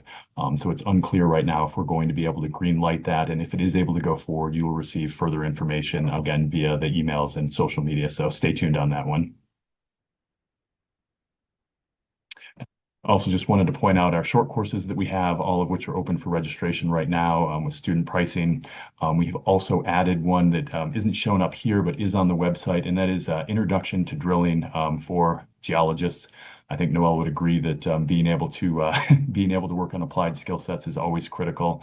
And one thing we know that students and early career professionals just don't get enough of is exposure to drill core and drilling management and drilling techniques. And so we hope that this intensive one-day course, which is being offered by Freeport, will go a long way towards addressing that. And we hope to be able to put quite a few students into that. So if you're able to click on scan the QR code and have a look at the website, you'll see that all that information is up and available now.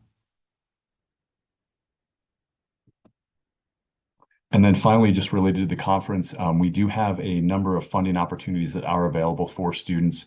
The big one that we would like to make mention of is the Conference Accessibility Program, otherwise known as CAP, which started 2 years ago at our Windhoek conference in Africa and has been incredibly successful at getting students from underserved areas within our conference region to attend. There's a significant amount of funding that is available, and if you are a student from one of the eligible countries or regions that you see highlighted here, which is essentially Mexico, Central America, and the Caribbean region, as well as Native American and indigenous peoples from the United States, highly encourage you to go online and fill out one of the CAP applications. There's funding available for travel, accommodation, and participation within the conference, as well as potentially workshops as well. So if you feel like you may qualify, definitely go ahead and check this out. The application deadline for this is going to be May 19th, so there's still a few weeks left, and please have a look at it.